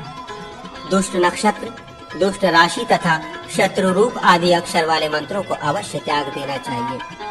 नक्षत्र चक्र साधक के नाम के प्रथम अक्षर को तथा मंत्र के आदि अक्षर को लेकर गणना करके ये जानना है कि उस साधक के लिए वो मंत्र अनुकूल है या प्रतिकूल। इसी के लिए उपर्युक्त श्लोक एक संकेत देता है। राज्य से लेकर फुल्लव तक लिपि का ही संकेत है। इत्युदिता लिपि इस प्रकार लिपि कही गई है। नारायणीय तंत्र में इसकी व्याख्या करते हुए कहा गया है कि अश्विनी से लेकर उत्तर भाद्रपाद तक के 26 नक्षत्रों में अ से लेकर ह तक के अक्षरों को बांटना है। किस नक्षत्र में कितने अक्षर लिए जाएंगे इसके लिए उपर्युक्त श्लोक संकेत देता है। रा से लव तक 26 अक्षर हैं, वे 26 नक्षत्रों के प्रतीक हैं। तंत्र शास्त्रियों ने अपने संकेत वचनों में केवल व्यंजनों को ग्रहण किया है और समस्त व्यंजनों को कवर्ग, टवर्ग, पवर्ग तथा यवर्ग में बांटा है। संकेत लिपि का जो अक्षर जिस वर्ग का प्रथम, द्वितीय, तृतीय या चतुर्थ अक्षर है उससे उतनी ही संख्याएं ली जाएंगी। संयुक्ताक्षरों में से अंतिम अक्षर ही ग्रहित होगा, स्वरों पर कोई संख्या नहीं है। उपर्युक्त श्लोक में पहला अक्षर रा है, यह वर्ग का दूसरा अक्षर है, अतः उससे 2 संख्या ली जाएगी। इस प्रकार रा ये संकेत करता है कि अश्विनी नक्षत्र में 2 अक्षर अ आ ग्रहित होंगे। दूसरा अक्षर है ज, ये संयुक्ताक्षर है, इसका अंतिम अक्षर यह ग्रहित होगा। वो अपने वर्ग का प्रथम अक्षर है अतः 1 का बोधक होगा। इस प्रकार पूर्वोक्त ज के संकेतानुसार भरणी नक्षत्र में 1 अक्षर ई लिखा जाएगा। इस बात को समझने के लिए निम्नांकित ये वर्णमाला नक्षत्रों के साथ क्रमशः जोड़नी चाहिए। केवल अंग, आ ये दो अंतिम स्वर रेवती नक्षत्र के साथ सदा जुड़े रहते हैं। इनके द्वारा जन्म, सम्मद, विपत, क्षेम, प्रत्यरि, साधक, वध, मित्र तथा अतिमित्र इन तारों का विचार किया जाता है। जहाँ साधक के नाम का आदि अक्षर है वहाँ से लेकर मंत्र के आदि अक्षर तक गिने, उसमें 9 का भाग देकर शेष के अनुसार जन्मादि तारों को जाने। जैसा कि पूर्व श्लोक में संकेत किया गया है उसी तरह वा से लेकर भा तक के 12 अक्षर क्रमशः मेष आदि राशियों तथा 4 आदि संख्याओं की ओर संकेत करते हैं। वा 4, लंग 3 गौ, 3 रम, 2 खू, 2 रम, 2 शो, 5 गणम, 5 भा, 4। इन संख्याओं में विभक्त हुए आकार आदि अक्षर क्रमशः मेष आदि राशियों में स्थित जानने चाहिए। श, श, स, ह इन अक्षरों को तथा स्वरायांत वर्णों अ, अम, अ को छठी कन्या राशि में संयुक्त करना चाहिए। शकार का मीन राशि में प्रवेश है। यथा राशि ज्ञान का उपयोग। साधक के नाम का आदि अक्षर जहाँ हो उस राशि से मंत्र के आदि अक्षर की राशि तक गिने। जो संख्या हो उसके अनुसार फल जाने। यदि संख्या छठी, 8वीं अथवा 12वीं हो तो वो निंद्य है। इस 12 संख्याओं को 12 भाव कहते हैं। उनकी विशेष संख्या संज्ञा इस प्रकार है: तन, धन, सहज, सुहृदय, पुत्र, रिपु, जाया, मृत्यु, धर्म, कर्म, आय और व्यय। मंत्र के अक्षर यदि मृत्यु, शत्रु तथा व्यय भाव के अंतर्गत है तो वे अशुभ है। चौकोर स्थान पर 5 रेखाएं पूर्व से पश्चिम की ओर तथा 5 रेखाएं उत्तर से दक्षिण की ओर खींचे। इस प्रकार 16 कोष्ठ बनाएं। इनमें क्रमशः 16 स्वरों को लिखा जाए। तदनंतर उसी क्रम से व्यंजन वर्ण भी लिखें। 3 आवृत्ति पूर्ण होने पर चौथी आवृत्ति में प्रथम 2 कोष्ठों के भीतर क्रमशः ह और श लिखकर सब अक्षरों की पूर्ति कर लें। इन 16 में प्रथम कोष्ठ की 4 पंक्तियां सिद्ध करके दूसरे कोष्ठ की 4 पंक्तियां साध्य, तीसरे कोष्ठ की 4 पंक्तियां सुसिद्ध तथा चौथे कोष्ठ की 4 पंक्तियां अरि मानी गई है। जिस साधक के नाम का आदि अक्षर जिस चतुष्क में पड़े वही उसके लिए सिद्ध चतुष्क है। वहाँ से दूसरा उसके लिए साध्य, तीसरा सुसाध्य तथा चौथा चतुष्क अरि है। जिस चतुष्क के जिस कोष्ठ में साधक का नाम है वो उसके लिए सिद्ध सिद्ध कोष्ठ है। फिर प्रदीक्षण क्रम से उस चतुष्क का दूसरा कोष्ठ सिद्ध साध्य, सिद्ध सुसिद्ध तथा सिद्धि अरि है। इस चतुष्क में यदि मंत्र का भी आदि अक्षर हो तो इसी गणना के अनुसार उसमें भी सिद्ध सिद्ध, सिद्ध साध्य आदि भेद जान लेने चाहिए। यदि इस चतुष्क में अपने नाम का आदि अक्षर हो और द्वितीय चतुष्क में मंत्र आदि का अक्षर हो तो पूर्व चतुष्क के जिस कोष्ठ में नाम का आदि अक्षर है उस दूसरे चतुष्क में भी उसी कोष्ठ से लेकर प्रादिक्षण्य क्रम से साध्य सिद्ध आदि भेद की कल्पना करनी चाहिए। इस प्रकार सिद्धादि की कल्पना करें। सिद्ध मंत्र अत्यंत गुणों से युक्त होता है। सिद्ध मंत्र जप मात्र से सिद्ध अर्थात सिद्धिदायक होता है। साध्य मंत्र जप, पूजा और होम आदि से सिद्ध होता है। सुसिद्ध मंत्र चिंतन मात्र से सिद्ध हो जाता है, परंतु अरिमंत्र साधक का नाश कर देता है। जिस मंत्र से दुष्ट अक्षरों की संख्या अधिक हो उसकी सभी ने निंदा की है। शिष्य को चाहिए कि वो अभिषेक पर्यंत दीक्षा में विधिवत प्रवेश लेकर गुरु के मुख से तंत्रोक्त विधि का श्रवण करके गुरु से प्राप्त हुए अभिष्ट मंत्र की साधना करे। जो धीर, दक्ष, पवित्र, भक्तिभाव से संपन्न, जप ध्यान आदि में तत्पर रहने वाला, सिद्ध, तपस्वी, कुशल तंत्र वेत्ता, सत्यवादी तथा निग्रह अनुग्रह में समर्थ हो वो गुरु कहलाता है। जो शांत, मन को वश में रखने वाला, दांत, जितेंद्रिय, पटु, सामर्थ्यवान, ब्रह्मचारी, अभिशान्य भोजी, गुरु की सेवा में संलग्न और मंत्र सिद्धि के प्रति उत्साह रखने वाला हो वो योग्य शिष्य है। उसको तथा अपने पुत्र को मंत्र का उपदेश देना चाहिए। शिष्य विनयी तथा गुरु को धन देने वाला हो। ऐसे शिष्य को गुरु मंत्र का उपदेश दे और उसकी सुप्रसिद्धि के लिए स्वयं भी 1 सहस्र की संख्या में जप करे।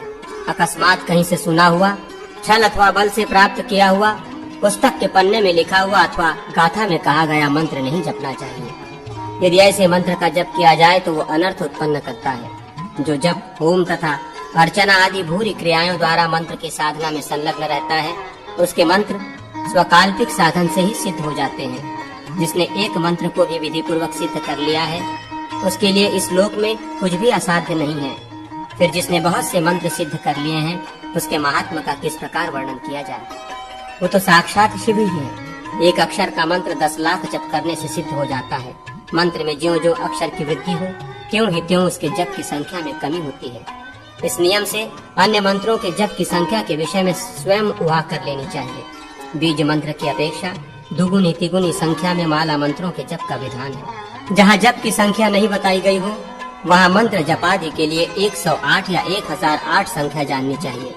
सर्वत्र जप से दशांश हवन का तर्पण का विधान मिलता है।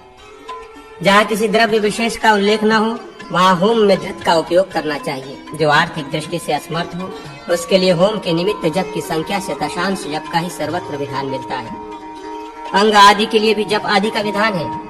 सशक्ति मंत्र के जप से मंत्र देवता साधक को अभिष्ट फल देते हैं। वे साधक के द्वारा किए गए ध्यान होम और अर्चन आदि से तृप्त होते हैं।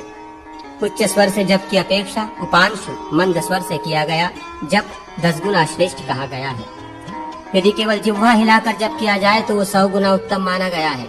मानस मन के द्वारा किए जाने वाले जप का महत्व 1000 गुना उत्तम कहा गया है। मंत्र संबंधी कर्म का संपादन पूर्वाभिमुख अथवा दक्षिणाभिमुख होकर करना चाहिए। मौन रहकर विहित आहार ग्रहण करते हुए प्रणव आदि सभी मंत्रों का जप करना चाहिए। देवता तथा आचार्य के प्रति समान दृष्टि रखते हुए आसन पर बैठकर मंत्र का जप करें। कुटी, एकांत एवं पवित्र स्थान, देव मंदिर, नदी अथवा जलाशय ये जप करने के लिए उत्तम देश हैं।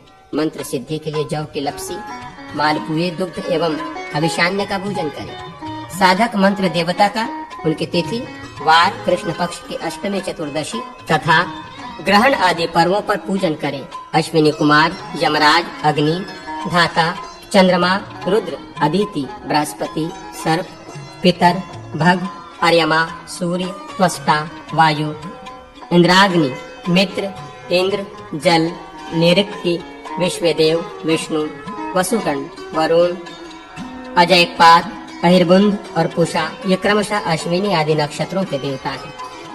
प्रतिपदा से लेकर चतुर्दशी पर्यंत तिथियों के देवता क्रमशः निम्नलिखित हैं। अग्नि, ब्रह्मा, पार्वती, गणेश, नाग, स्कंद, सूर्य, महेश, दुर्गा, यम, विश्वदेव, विष्णु, कामदेव और ईश। पूर्णिमा के चंद्रमा और अमावस्या के देवता पितर हैं। शिव, दुर्गा, बृहस्पति, विष्णु, ब्रह्मा, लक्ष्मी और कुबेर ये क्रमशः रविवार आदिवारों के देवता हैं। अब मैं लिपिन्यास का वर्णन करता हूँ। साधक निम्नलिखित प्रकार से लिपि मात्रका का न्यास करें। प्रणव और अंत में नमः पद जोड़कर लिपेश्वरों मात्रकेश्वरों का न्यास किया जाता है। श्रीकंठ, अनंत, सूक्ष्म, त्रिमूर्ति, अमरेश्वर, अर्धिश, भारभूति, तिथिश, स्थाणुक, हर, झिंटिश, भौतिक, सदाजुत, अनुग्रहेश्वर, अक्रूर तथा महासेन ये 16 स्वर मूर्ति देवता हैं। क्रोधेश, चंडेश, पंचांतक, शिवोत्तम, एक रुद्र, कूर्म, एक नेत्र, चतुरानंद, अजेश, सर्वेश, सोमेश, लांगिली, दारुक, अर्धनारीश्वर, उमाकांत, आषाढ़ी, दंडी, अद्री, मीन, मेष, लोहित, शिखी, छगलांड, द्विरंड, महाकाल, कपाली, भुजगंगेश, पिनाकी, खड़गीश, बक, श्वेत, भृगु, नकुली, शिव तथा संवर्तक ये व्यंजन मूर्ति देवता माने गए हैं। उपर्युक्त श्रीकंठ आदि रुद्रों का उनकी शक्तियों सहित क्रमशः न्यास करें। श्री विद्यारणव तंत्र में इनके शक्तियों के नाम इस प्रकार कहे गए हैं। पूर्णोदरी, विरजा, शालमली, लोलाक्षी, वर्तुलाक्षी, दीर्घघोणा, सुदीर्घमुखी, गोमुखी, दीर्घजिह्वा, कुंडोदरी, ऊर्ध्वकेशी, विकृतमुखी, ज्वालामुखी, उल्कामुखी, श्रीमुखी तथा विद्यामुखी ये रुद्रों की स्वर शक्तियां हैं। महाकाली, महासरस्वती, सर्वसिद्धि, गौरी, त्रैलोक्य विद्या, मंत्र शक्ति, आत्मशक्ति, भूतमाता, लंबोदरी, द्राविणी, नागरी, खेचरी, मंजरी, रूपणी, वीरणी, काकोदरी, पूतना, भद्रकाली, योगनी, शंखिनी, गर्जनी, कालरात्रि, ऊर्धिनी, कपिर्दिनी, वज्रिका, जया, सुमुखी, रेवती, माधवी, वारुणी, वायवी, रक्षोविदारिणी, सहजा, लक्ष्मी, व्यापिनी और महामाया ये व्यंजन स्वरूपा रुद्र शक्तियां कही गई हैं। इनके न्यास की विधि इस प्रकार है। हंसौं श्रीकंठाय पूर्णोदवे नमः, हंसौं अनंतनाय विरजाय नमः इत्यादि। इसी तरह अन्य स्वर शक्तियों का न्यास करना चाहिए। व्यंजन शक्तियों के न्यास के लिए यही विधि है। हंसौं क्रक्रोधीशाय महाकाल्याय नमः, हंसौं खचंडीशाय महासरस्वते नमः इत्यादि। साधक को चाहिए कि उदयादि अंगों का भी न्यास करे, क्योंकि संपूर्ण मंत्र शांग होने पर भी सिद्धिदायक होते हैं। हर लेखा को व्यम बीज से युक्त करके इन अंगों का न्यास करना चाहिए। हृदयादि अंग मंत्रों को अंत में जोड़कर बोलना चाहिए, यथा ह्रयांग हृदयाय नमः, हिंग शीर्षे स्वाहा, हुं शिखाय वषट्, हिंग कवचाय हुं, ओम नेत्रत्रयाय वौषट्, ओम अस्त्राय फट्। ये षडंग न्यास कहा गया है। पंचांग न्यास में नेत्र को छोड़ दिया जाता है। निरंग मंत्र का उसके स्वरूप से ही अंगन्यास करके क्रमशः वागेश्वरी देवी हिंग का 1,00,000 जप करे तथा यथोक्त दशांश तिलों की आहुति दे। लिपियों की अधिष्ठात्री देवी वागेश्वरी अपने 4 हाथों में अक्षमाला, कलश, पुस्तक और कमल धारण करती है। कवित्व आदि की शक्ति प्रदान करती है। इसलिए जब कर्म के आदि में सिद्धि के लिए उनका न्यास करें। इससे अकवि भी निर्मल कवि होता है। मातृका का न्यास से सभी मंत्र सिद्ध होते हैं। नाग लक्षण। अग्निदेव कहते हैं, वशिष्ठ, अब मैं नागों की उत्पत्ति, सर्पदंश में अशुभ नक्षत्र आदि, सर्पदंश के विविध भेद, दंश के स्थान, मर्म स्थल, सूतक और सर्पदष्ट, मनुष्य की चेष्टा, इन 7 लक्षणों का वर्णन करता हूँ। शेष, वासुकी, तक्षक, ककोटक, पद्म, महापद्म, शंखपाल एवं कुलिक, ये 8 नागों में श्रेष्ठ हैं। इन नागों में से 2 नाग ब्राह्मण, 2 क्षत्रिय, 2 वैश्य और 2 शूद्र कहे गए हैं। ये 4 वर्णों के नाग क्रमशः 10,100, 800, 500 और 300 फणों से युक्त हैं। इनके वंशज 500 नाग हैं। उनसे असंख्य नागों की उत्पत्ति हुई है। आकार भेद से सर्प, फणी, मंडली और राजीर 3 प्रकार के माने जाते हैं। ये बात पित्त और कफ प्रधान है। इनके अतिरिक्त व्यंतर, दोष मिश्र तथा दर्विकर जाति वाले सर्प भी होते हैं। ये चक्र, हल, छत्र, स्वस्तिक और अंकुश के चिन्हों से युक्त होते हैं। गोनस सर्प विविध मंडलों से चित्रित दीर्घकाय और मंदगामी होते हैं। राजिल सर्प स्निग्ध तथा उदर भाग और पार्श्व भाग में रेखाओं से सुशोभित होते हैं। व्यंतर सर्प मिश्रित चिन्हों से युक्त होते हैं। इनके पार्थिव, आप्य, जल संबंधी, आग्नेय और वायव्य, ये 4 मुख्य भेद और 26 अवान्तर भेद हैं। गोनस सर्पों के 16, राजील जातीय सर्पों के 13 और व्यंतर सर्पों के 21 भेद हैं। सर्पों की उत्पत्ति के लिए जो काल बताया गया, उससे भिन्न काल में जो सर्प उत्पन्न होते हैं वे व्यंतर माने गए हैं। आषाढ़ से लेकर 3 मासों तक सर्पों की गर्भ स्थिति होती है। गर्भ स्थिति के 4 मास व्यतीत होने पर सर्पिणी 240 अंडे प्रसव करती है। सर्प शावक के उन अंडों से बाहर निकलते ही उनमें स्त्री, पुरुष और नपुंसक के लक्षण प्रकट होने से पूर्व ही प्रायः सर्पगण उनको खा जाते हैं। कृष्ण सर्प आंख खुलने पर 1 सप्ताह में अंडे से बाहर आता है। उसमें 12 दिनों के बाद ज्ञान का उदय होता है। 20 दिनों के बाद वो सूर्य दर्शन होने पर उसके 32 दांत और 4 दाढ़ें निकल आती हैं। सर्प की कराली, मकरी, कालरात्रि और यमदूती का ये 4 विषयुक्त दाढ़ें होती हैं। ये उसके वाम और दक्षिण पार्श्व में स्थित होती हैं। सर्प 6 महीने के बाद केंचुल को छोड़ता है और 120 वर्ष तक जीवित रहता है। शेष आदि 7 नाग क्रमशः रवि आदि बारों के स्वामी माने गए हैं। वे वारेश दिन और रात्रि में भी रहते हैं। दिन के 7 भाग रहने पर पहला भाग वारेश का होता है।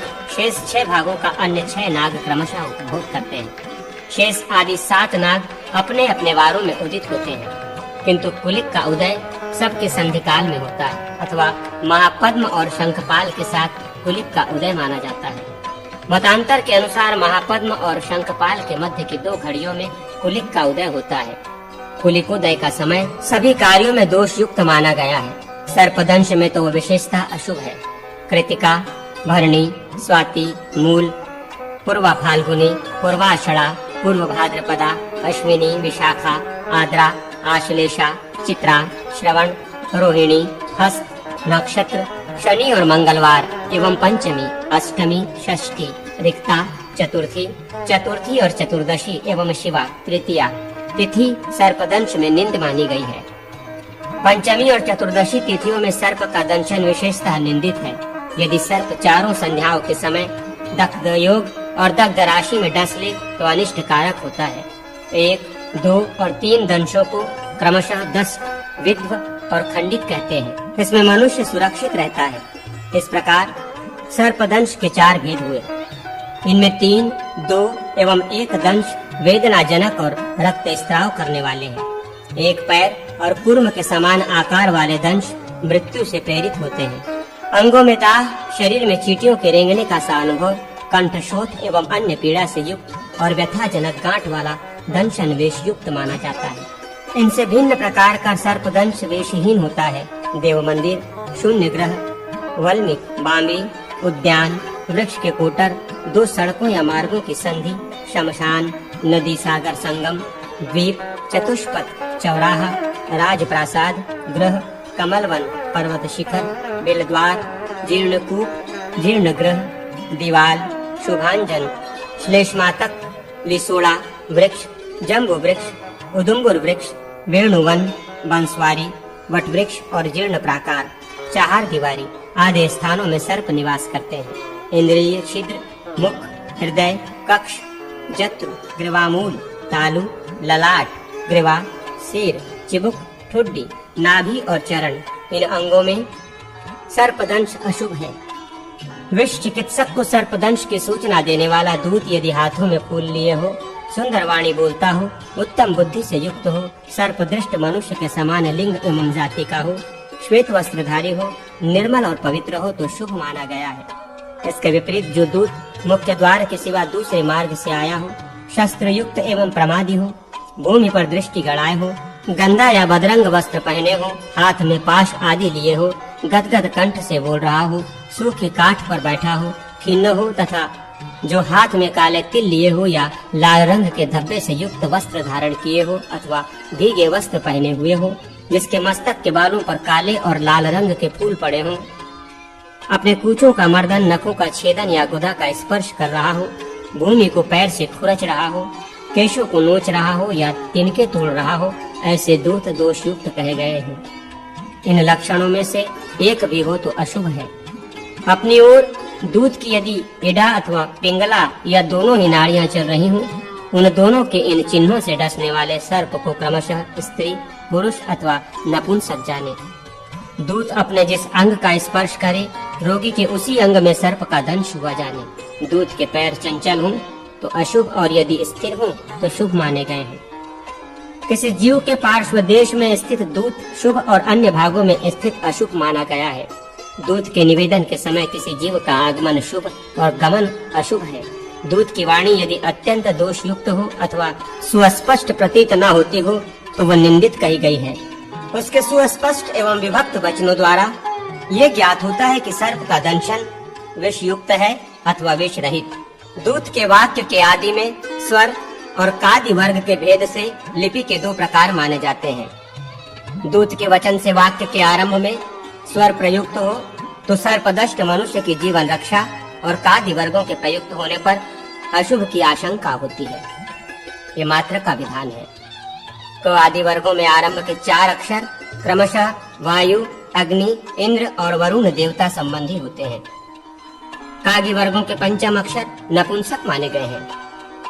आदि स्वर हरस्व और दीर्घ के भेद से क्रमशः इंद्र एवं वरुण देवता संबंधी होते हैं। दूत के वाक्य आरंभ में वायु और अग्नि दैवत्य अक्षर दूषित और ऐन्द्र अक्षर मध्यम फलप्रद है। वरुण दैवत्य वर्ण उत्तम और नपुंसक वर्ण अत्यंत अशुभ है। विष चिकित्सक के प्रस्थान काल में मंगलमय वचन, मेघ और गजराज की गर्जना, दक्षिण पार्श्व में फलयुक्त वृक्ष हो और वाम भाग में किसी पक्षी का कलरव हो रहा हो तो वो विजय का या सफलता का सूचक है। प्रस्थान काल में गीत आदि के शब्द शुभ होते हैं। दक्षिण भाग में अनर्थ सूचक वाणी, चक्रवाक का रुदन, ऐसे लक्षण सिद्धि के सूचक हैं। पक्षियों की अशुभ ध्वनि और छींक ये कार्य में असिद्धि प्रदान करते हैं। वैश्या, ब्राह्मण, राजा, कन्या, गौ, हाथी, ढोलक, पताका, दूध, धृत, दही, शंख, जल, छत्र, भेड़ी, फल, मदिरा, अक्षत, स्वर्ण और चांदी, ये लक्षण सम्मुख होने पर कार्य सिद्धि के सूचक हैं।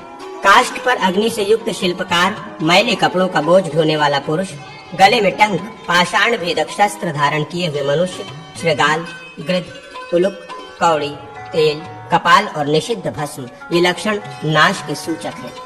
विष के एक धातु से दूसरे धातु में प्रवेश करने से विष संबंधी 7 रोग होते हैं। विष दंश पहले ललाट में, ललाट से नेत्र में और नेत्र से मुख में जाता है।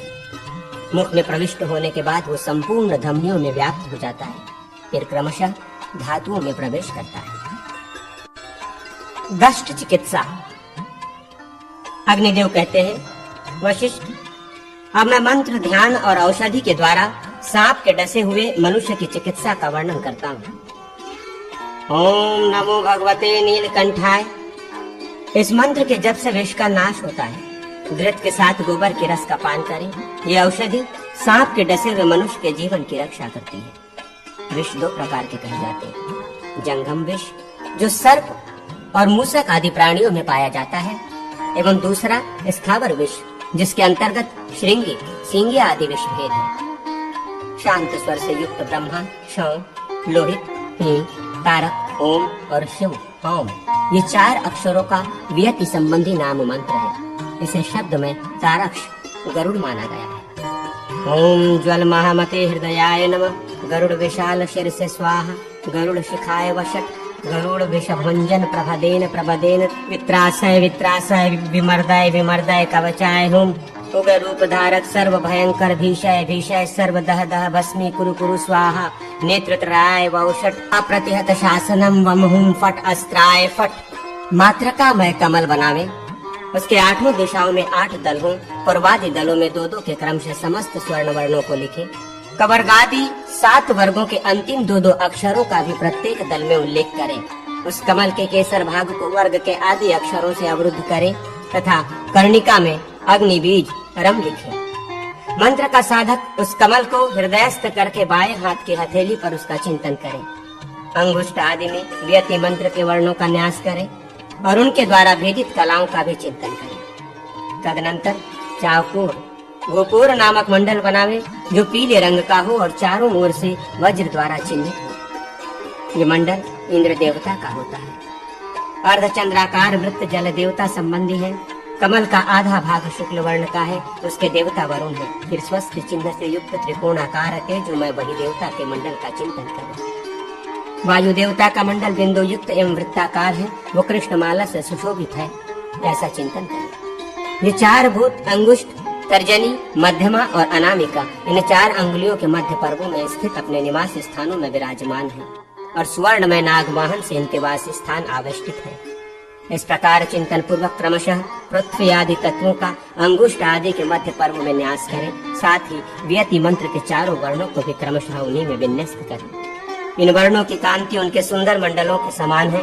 इस प्रकार न्यास करने के पश्चात रूप रहित शब्द तन्मात्रमय शिव देवता के आकाश तत्व का कनिष्ठा के मध्य पर्वों में चिंतन करके उसके भीतर वेद मंत्र के प्रथम अक्षर का न्यास करें। पूर्वोक्त नागों के नाम के आदि अक्षरों का उनके अपने मंडलों में न्यास करें। पृथ्वी आदि भूतों के आदि अक्षरों का अंगुष्ठ आदि अंगुलियों के अंतिम पर्वों पर न्यास करें तथा विद्वान पुरुष गंध तन्मात्रा आदि के गंधादि गुण संबंधी अक्षरों का 5 उंगलियों में न्यास करें। इस प्रकार न्यास ध्यान पूर्वक ताक्ष मंत्र से रोगी के हाथ का स्पर्श मात्र करके मंत्रज्ञ विद्वान उसके स्थावर जंगम दोनों प्रकार के विषयों का नाश कर देता है। विद्वान पुरुष पृथ्वी मंडल आदि में विन्यस्त व्यति मंत्र के 4 वर्णों का अपने श्रेष्ठ 2 उंगलियों द्वारा शरीर के नाभि स्थानों और पर्वों में न्यास करें। तदनंतर गरुड़ के स्वरूप का इस प्रकार ध्यान करें। पक्षीराज गरुड़ दोनों घुटनों तक सुनहरी आभा से सुशोभित है। घुटनों से लेकर नाभि तक उनकी अंग कांति बर्फ के समान सफेद है। वहां से कंठ तक वे कुमकुम के समान अरुण प्रतीत होते हैं और कंठ से केश पर्यंत उनकी कांति असित श्याम है। वे समूचे ब्रह्मांड में व्याप्त हैं। उनका नाम चंद्र है और वे नागमय आभूषण से विभूषित हैं। उनकी नासिका का अग्रभाग नीले रंग का है और उनके पंख बड़े विशाल हैं। मंत्रज्ञ विद्वान अपने आप का भी गरुड़ के रूप में ही चिंतन करें। इस तरह गरुड़ स्वरूप मंत्र प्रयोक्ता पुरुष के वाक्य से मंत्र विश्व पर अपना प्रभाव डालता है। गरुड़ के हाथी की मुट्ठी रोगी के हाथ में स्थित हो और वो उसके अंगुष्ठ में स्थित विष का विनाश कर देती है। मंत्रज्ञ पुरुष अपने गरुड़ स्वरूप हाथ को ऊपर उठाकर उसकी 5 उंगलियों के चालन मात्र से विष से उत्पन्न होने वाले मद पर दृष्टि रखते हुए उस विष का स्तंभन आदि कर सकता है। आकाश से लेकर भुज बीज पर्यंत जो 5 बीज हैं उन्हें पंचाक्षर मंत्र राज कहा गया है। उसका स्वरूप इस प्रकार है। हम यम रम वम लम। अत्यंत विष का स्तंभन करना हो तो इस मंत्र के उच्चारण मात्र से मंत्रज्ञ पुरुष विष को रोक देता है।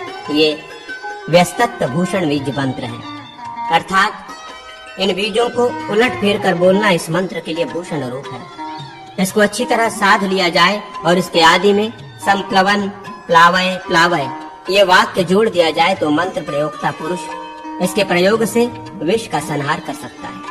इस मंत्र के भली भांति जब से अभिमंत्रित जल के द्वारा अभिषेक करने मात्र से ये मंत्र अपने प्रभाव द्वारा उस रोगी से डंडा उठवा सकता है अथवा मंत्र जप पूर्वक की गई शंख भेरी आदि की ध्वनि को सुनने मात्र से ये प्रयोग रोगी के विष को अवश्य ही दग्ध कर देता है। यदि भू बीज लम तथा तेजो बीज रम को उलट कर रखा जाए अर्थात हम यम लम वम रम इस प्रकार मंत्र का स्वरूप कर दिया जाए तो इसका प्रयोग भी उपर्युक्त फल का साधक होता है, अर्थात उससे भी विष का दहन हो जाता है। भू बीज और वायु बीज का व्यत्यय करने से जो मंत्र बनता है वो हम लम रम वम यम विष का संक्रामक होता है, अर्थात उसका अन्यत्र संक्रमण करा देता है। मंत्र प्रयोक्ता पुरुष रोगी के समीप बैठा हो या अपने घर में स्थित हो, यदि गरुड़ के स्वरूप का चिंतन तथा अपने आप में भी गरुड़ की भावना करके रम वम इन 2 ही बीजों का उच्चारण जप करे तो इस कर्म को सफल बना सकता है। गरुड़ और वरुण के मंदिर में स्थित होकर उक्त मंत्र का जप करने से मंत्रज्ञ पुरुष विष का नाश कर देता है। स्वधा और श्री के बीजों से युक्त करके यदि इस मंत्र को बोला जाए तो इसे जानदंडी मंत्र कहते हैं। इसके जप पूर्वक स्नान और जलपान करने से साधक सब प्रकार के विष ज्वर रोग और अपमृत्यु पर विजय पा लेता है। पक्षी पक्षी महापक्षी महापक्षी वी स्वाहा पक्षी पक्षी महापक्षी महापक्षी शी शी शी स्वाहा ये 2 पक्षीराज गरुड़ के मंत्र हैं। इनके द्वारा अभिमंत्रण करने अर्थात इनके जप पूर्वक रोगी को झाड़ने से ये दोनों मंत्र विष के नाशक होते हैं। पक्षी राजाय विद्वये पक्षी देवाय धीमहि तन्नो गरुड़ प्रचोदयात् ये गरुड़ गायत्री मंत्र है। उपर्युक्त दोनों पक्षीराज मंत्रों को रम बीज से आवृत करके उनके पार्श्व भाग में भी रम बीज जोड़ दें। तदनंतर दंत श्री दंडी काल और लांगली से उन्हें युक्त कर दें और आदि में पूर्वोक्त नीलकंठ मंत्र जोड़ दें। इस प्रकार बताए गए मंत्र का वक्ष स्थल कंठ और शिखा में न्यास करें। उक्त दोनों मंत्रों का संस्कार करके उन्हें स्तंभ में अंकित करें। इसके पश्चात निम्नांकित रूप से न्यास करें। हर हर स्वाहा हृदयाय नमः, कपिर्दने स्वाहा शीर्षे स्वाहा, नीलकंठाय स्वाहा शिखाय वषट, कालकुट विष भक्षणाय हुम फट, कवचाय हुम। इससे भुजाओं तथा कंठ का स्पर्श करें। कृतिवास से नेत्रत्राय वौषट नीलकंठाय स्वाहा अस्त्राय फट। जिनके पूर्व आदि मुख क्रमशः श्वेत पीत अरुण और श्याम है, जो अपने चारों हाथों में क्रमशः अभय वरद धनुष तथा वासु की नाग को धारण करते हैं, जिनके गले में यज्ञोपवीत शोभा पाता है और पार्श्व भाग में गौरी देवी विराजमान है। वे भगवान रुद्र इस मंत्र के देवता हैं। दोनों पैर, दोनों घुटने, गुहा भाग, नाभि, हृदय, कंठ और मस्तक इन अंगों में मंत्र के अक्षरों का न्यास करके दोनों हाथों में अंगुष्ठ आदि उंगलियों में अर्थात तर्जनी से लेकर तर्जनी पर्यंत अंगुलियों में मंत्राक्षरों का न्यास करके संपूर्ण मंत्र का अंगुष्ठों में न्यास करें। इस प्रकार ध्यान और न्यास करके शीघ्र ही बंधी हुई शूल मुद्रा द्वारा विष का संहार करें। कनिष्ठ अंगुली ज्येष्ठा से बंध जाए और 3 अन्य उंगलियां फैल जाएं तो शूल मुद्रा होती है। विष का नाश करने के लिए बाएं हाथ का और अन्य कार्य में दक्षिण हाथ का प्रयोग करना चाहिए। ओम नमो भगवते नीलकंठाय चिह अमलकंठाय चिह सर्वयज्ञ कंठाय चिह क्षिप क्षिप ओम स्वाहा अमल नीलकंठाय नैक सर्प विषपहाय नमस्ते रुद्रमन्वये। इस मंत्र को पढ़कर झाड़ने से विष नष्ट हो जाता है, इसमें संदेह नहीं है। रोगी के कान में जप करने से अथवा मंत्र पढ़ते हुए जूते से रोगी के पास की भूमि पीटने से विष उतर जाता है। रुद्र विधान करके उसके द्वारा नीलकंठ महेश्वर का यजन करें, इससे विष व्याधि का विनाश हो जाता है। पंचांग रुद्र विधान। अग्निदेव कहते हैं, वशिष्ठ अब मैं पंचांग रुद्र विधान का वर्णन करता हूँ। यह परम उत्तम तथा सब कुछ प्रदान करने वाला है। शिव संकल्प इसका हृदय, पुरुष सूक्त शीर्ष, अधभ्य संवृत्त आदि सूक्त शिखा और आशु शिशान आदि अध्याय इसका कवच है। शतरुद्रीय संज्ञक रुद्र के ये 5 अंग हैं। रुद्रदेव का ध्यान करके इसके पंचांग भूत रुद्रों का क्रमशः जप करें। यज्ञाकृतो आदि 6 ऋचाओं का शिव संकल्प सूक्त इसका हृदय है। इसके शिव संकल्प ऋषि और त्रिष्टुप छंद कहे गए हैं। सहस्र शीर्षा से प्रारंभ होने वाला पुरुष सूक्त इसका शीर्ष स्थानीय है। इसके नारायण ऋषि, पुरुष देवता और अनुष्ठा एवं त्रिष्टुप छंद जानने चाहिए। अधभ्य संवृत्त आदि सूक्त के उत्तरगामी नर ऋषि हैं।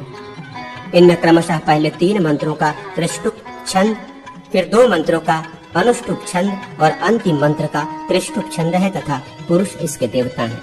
आशु शिशान आदि सूक्त में 12 मंत्रों के इंद्र देवता और त्रिष्टुप छंद है। इन 17 ऋचाओं के सूक्त के ऋषि प्रतिरथ कहे गए हैं, किंतु देवता भिन्न भिन्न माने गए हैं। कुछ मंत्रों के पुरोहित देवता हैं। अवशिष्ट देवता संबंधी मंत्रों का छंद अनुष्टुप कहा गया है। असौ यस्त्रामो मंत्र के पुरुलिंगोक्त देवता और पंक्ति छंद है।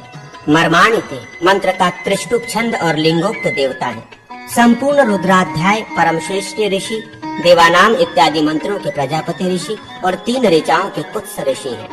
मानो महामंतु मुत मानो और माँ नस्तु के आदि 2 मंत्रों के एकमात्र उमा तथा अन्य मंत्रों के रुद्र और रुद्रगण देवता हैं। 16 ऋचाओं वाले आद्य अनुवाक के रुद्र देवता हैं। प्रथम मंत्र का छंद गायत्री, 3 ऋचाओं का अनुष्टुप, 3 ऋचाओं का पंक्ति, 7 ऋचाओं का अनुष्टुप और 2 मंत्रों का जगती छंद है। नमो हिरण्यबाहवे मंत्र से लेकर नमो मकिरकेभ्ये तक रुद्रगण की 3 अशीतियां हैं। रुद्रानुवाक के 5 ऋचाओं के रुद्र देवता हैं। 20वीं ऋचा भी रुद्र देवता संबंधिनी है। पहली ऋचा का छंद बृहति, दूसरी का त्रिजगती, तीसरी का त्रिष्टुप और शेष 3 अनुष्टुप छंद है। श्रेष्ठ आचरण से युक्त पुरुष इनका ज्ञान पाकर उत्तम सिद्धि का लाभ करता है। त्रैलोक के मोहन मंत्र से भी विष व्याधि आदि का विनाश होता है। ये मंत्र इस प्रकार है। इंग श्रीं हिंग हुम त्रैलोक मोहनाय विष्णवे नमः। त्रैलोक के मोहन विष्णु को नमस्कार है। निम्नांकित अनुष्टुप रहस्य मंत्र से भी विष व्याधि का विनाश होता है। इम हम इम उग्रवीरम महाविष्णु ज्वलंत सर्वतो मुखम नरसिंह भीषणम भद्रम मृत्यु मृत्युमम नमाम्यहम। जो उग्रवीर सर्वतोमुखी तेज से प्रज्वलित भयंकर तथा मृत्यु की भी मृत्यु होते हुए भी भक्त जनों के लिए कल्याण स्वरूप है, उन महाविष्णु नरसिंह का मैं भजन करता हूँ। हृदयादि 5 अंगों के न्यास से उक्त यही मंत्र समस्त अर्थों को सिद्ध करने वाला है। श्री विष्णु के 12 और अष्टाक्षर मंत्र भी विष व्याधि का नाश करने वाले हैं। कुब्जिका, त्रिपुरा, गौरी, चंद्रिका, विषहारिणी ये प्रसाद मंत्र विषहारक तथा आयु और आरोग्य का वर्धक है। सूर्य और विनायक के मंत्र भी विषहारी कहे गए हैं। इसी तरह समस्त रुद्र मंत्र भी विष का नाश करने वाले हैं। विषहारी मंत्र तथा औषध। अग्निदेव कहते हैं, वशिष्ठ ओम नमो भगवते रुद्राय छिंद छिंद विषम ज्वलित परशु पाणाय स्वाहा। इस मंत्र से और ओम नमो भगवते पक्षे रुद्राय दष्टम उत्थापयो पत्थापय दष्टम कंपय पय जलपय जलपय सर्वदष्टम उत्थापयो पत्थापय लल लल बंध बंध मोचय मोचय वररुद्र गच्छ गच्छ वद वद त्रुट त्रुट उक उक भीषय भीषय मुष्टिना विषम सनहर सनहर ठ ठ। इस पक्षी रुद्र मंत्र से सर्पदष्ट मनुष्य को अभिमंत्रित करने पर उसके विष का नाश हो जाता है। उपरोक्त मंत्र जप आदि के द्वारा सिद्ध होने पर सदैव सर्पों को बांध लेता है। गोपी जन वल्लभाय स्वाहा। ये मंत्र संपूर्ण अभिष्ट अर्थों को सिद्ध करने वाला है। इसमें आदि के 1, 2, 3 और चौथा अक्षर बीज के रूप में होगा। इससे हृदय, सिर, शिखा और कवच का न्यास होगा। फिर कृष्ण चक्राय अस्त्राय फट बोलने से पंचांग न्यास की क्रिया पूरी होगी। ओम नमो भगवते रुद्राय प्रेताधिपय हलु हलु हलु गर्ज गर्ज नागाय भ्रामय भ्रामय मुंज मुंज मोहय मोहय कट कट आविश आविश सुवर्ण पतंग रुद्रो ज्ञापतई स्वाहा। ये पाताल शोभ मंत्र है। इसके द्वारा रोगी को अभिमंत्रित करने से यह उसके लिए विष का नाशक होता है। दंशक सर्प के डस लेने पर जलते काष्ठ तप्त शिला, आग की ज्वाला अथवा गर्म कोकनद, कमल आदि के द्वारा दंश स्थान को जला दे, सेक दे। इससे विष का उपशमन होता है। शिशिर वृक्ष के बीज और पुष्प, आक के दूध और बीज एवं सोंठ, मिर्च तथा पीपल, ये पान, लेपर और अंजन आदि के द्वारा विष का नाश करते हैं। शीर्ष पुष्प के रस से भावित सफेद मिर्च पान, नस्य और अंजन आदि के द्वारा विष का उपसंहार करते हैं, इसमें संशय नहीं। कड़वी तुरई, वच, हींग और शीरिष और आग का दूध, त्रिकटु और मेशाम, इनका नस्य आदि के रूप में प्रयोग होने पर यह विष का हरण करते हैं। अंगोल और कड़वी तुम्बी के सर्वांग के चूर्ण से नस्य लेने से विष का अपहरण होता है। इंद्रायण, चित्रक, द्रोण, गुमा, तुलसी, धतूरा और सहा, इनके रस में त्रिकटु के चूर्ण को भिगोकर खाने से विष का नाश होता है। कृष्ण पक्ष की पंचमी को लाया हुआ शीरिष का पंचांग विषहारी है। गोसानादि चिकित्सा। अग्निदेव कहते हैं, वशिष्ठ, अब मैं तुम्हारे सम्मुख गोनस आदि जाति के सर्पों के विष की चिकित्सा का वर्णन करता हूँ, ध्यान देकर सुनो। ओम हं हिं अमल पक्षी स्वाहा, इस मंत्र से अभिमंत्रित तांबुल के प्रयोग से मंत्रवेत्ता मंडली गोनस सर्प के विष का हरण करता है। लहसुन, अंगोल, त्रिफला, कूट, वच और त्रिकटु, इनका सर्प विष में पान करें। सर्प विष में स्नोही दुग्ध, गोदुग्ध, गोदधि और गोमूत्र में पकाया हुआ गोधृत पान करना चाहिए। राजिल जातीय सर्प के डस लेने पर सैंधवलवण, पीपल, धृत, मधु, गोमयरस और शाही की आंत का भक्षण करना चाहिए। सर्पदष्ट मनुष्य को पीपल, शर्करा, दुग्ध, धृत और मधु का पान करना चाहिए। त्रिकटु, मयूर पिच, विडाल की अस्थि और नेवले का रोम, इन सब को समान भाग लेकर चूर्ण बना ले। फिर भेड़ के दूध में भिगोकर उसकी धूप देने से सभी प्रकार के विषों का विनाश होता है। पाठा, निर्गुंडी और अंगोल के पत्र को समान भाग में लेकर तथा सब के समान लहसुन लेकर बनाया हुआ धूप भी विषनाशक है। अगस्त के पत्तों को कांजी में पकाकर उसकी भाप से डसे हुए स्थान को सेका जाए, इससे विष उतर जाता है। मूषक 16 प्रकार के कहे गए हैं। कपास का रस तेल के साथ पान करने से मूषक विष का नाश होता है। फलनी, फलिहारी के फूलों का सोंठ और गुड़ के साथ भक्षण करना चाहिए, ये विष रोग नाशक है। लुताएं, मकड़ी 20 प्रकार की कही गई है, इनके विष की सावधानी से चिकित्सा करनी चाहिए। पद्म, पद्माक, काश, पाटला, कूट, तगर, नेत्रबाला, खस, चंदन, निर्गुंडी, सारिवा और शेलू, लिसोडा, ये लूता विषहार निगण है। गुंजा, निर्गुंडी और अंगोल के पत्र, सोंठ, हल्दी, दारू हल्दी, करंजा की छाल, इनको पकाकर लूता विष से पीड़ित मनुष्य का पूर्वोक्त औषधि से युक्त जल के द्वारा सेचन करें। अब वृश्चिक विष का अपहरण करने वाली औषधि को सुनिए। मंजिठा, चंदन, त्रिकटु तथा शीरिष, कुमुद के पुष्प, इन चारों योगों को एकत्रित करना चाहिए। ये योग लेप आदि करने पर वृश्चिक विष का विनाश करते हैं। ओम नमो भगवते रुद्राय, चिवि चिवि छिंद छिंद, किरि किरि भिंद भिंद, खड्गेन छंदेन छद्देन, शूलेन भेदय भेदय, चक्रेण दारय दारय, ओम ओम फट। इस मंत्र से अभिमंत्रित अगत औषध विषार्थ मनुष्य को दे, ये गर्दभ आदि के विष का विनाश करता है। त्रिफला, खस, नागरमोथा, नेत्रबाला, जटामासी, पद्मक और चंदन, इनको बकरी के दूध के साथ पिलाने पर गर्दभ आदि के विषों का नाश होता है। शीर्ष का पंचांग और त्रिकटु गोजर के विष का हरण करता है। स्नोही दुग्ध के साथ सिरस की छाल, उरुंदज, दरदुर, मेढक के विष का वमन करती है। त्रिकटु और तगरमूल के धृत के साथ प्रयुक्त होने पर मत्स्य विष का नाश करते हैं। यवक्षार, त्रिकटु, वच, हींग, बायबेडिंग, सैंधवलवण, तगर, पाठा, अतिबला और कूट, ये सभी प्रकार के कीट विषों का विनाश करते हैं। मूलहटी, त्रिकटु, गुड़ और दुग्ध का, इनका योग पागल कुत्ते के विष का हरण करता है। ओम सुभद्राय नमः, ओम सुप्रभाय नमः, ये औषधि उखाड़ने का मंत्र है। भगवान ब्रह्मा ने सुप्रभा देवी को आदेश दे रखा है कि मानव गण जो औषधियाँ बिना विधि विधान के ग्रहण करते हैं, तुम उन औषधियों का प्रभाव ग्रहण करो। इसलिए पहले सुप्रभा देवी को नमस्कार करके औषधि के चारों ओर मुट्ठी से जौ बिखेर कर पूर्वोक्त मंत्र का 10 बार जप करके औषधि को नमस्कार करे और कहे, तुम ऊर्ध्व नेत्रा हो, मैं तुम्हें उखाड़ता हूँ।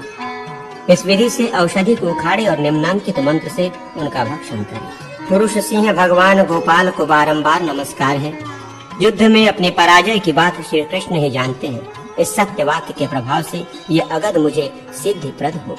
स्थावर विष की औषधि आदि में निम्नलिखित मंत्र का प्रयोग करना चाहिए। ओम नमो वैदुर्य मात्रे तत्र रक्ष रक्ष मां सर्व विषेभ्यो गौरी गांधारी चांडाली मातंगिनी स्वाहा हरिमाय। विष का भक्षण कर लेने पर पहले वमन करा के विष युक्त मनुष्य का शीतल जल से सेचन करें, तदनंतर उसको मधु और घृत पिलाएं और उसके बाद विरेचन कराएं।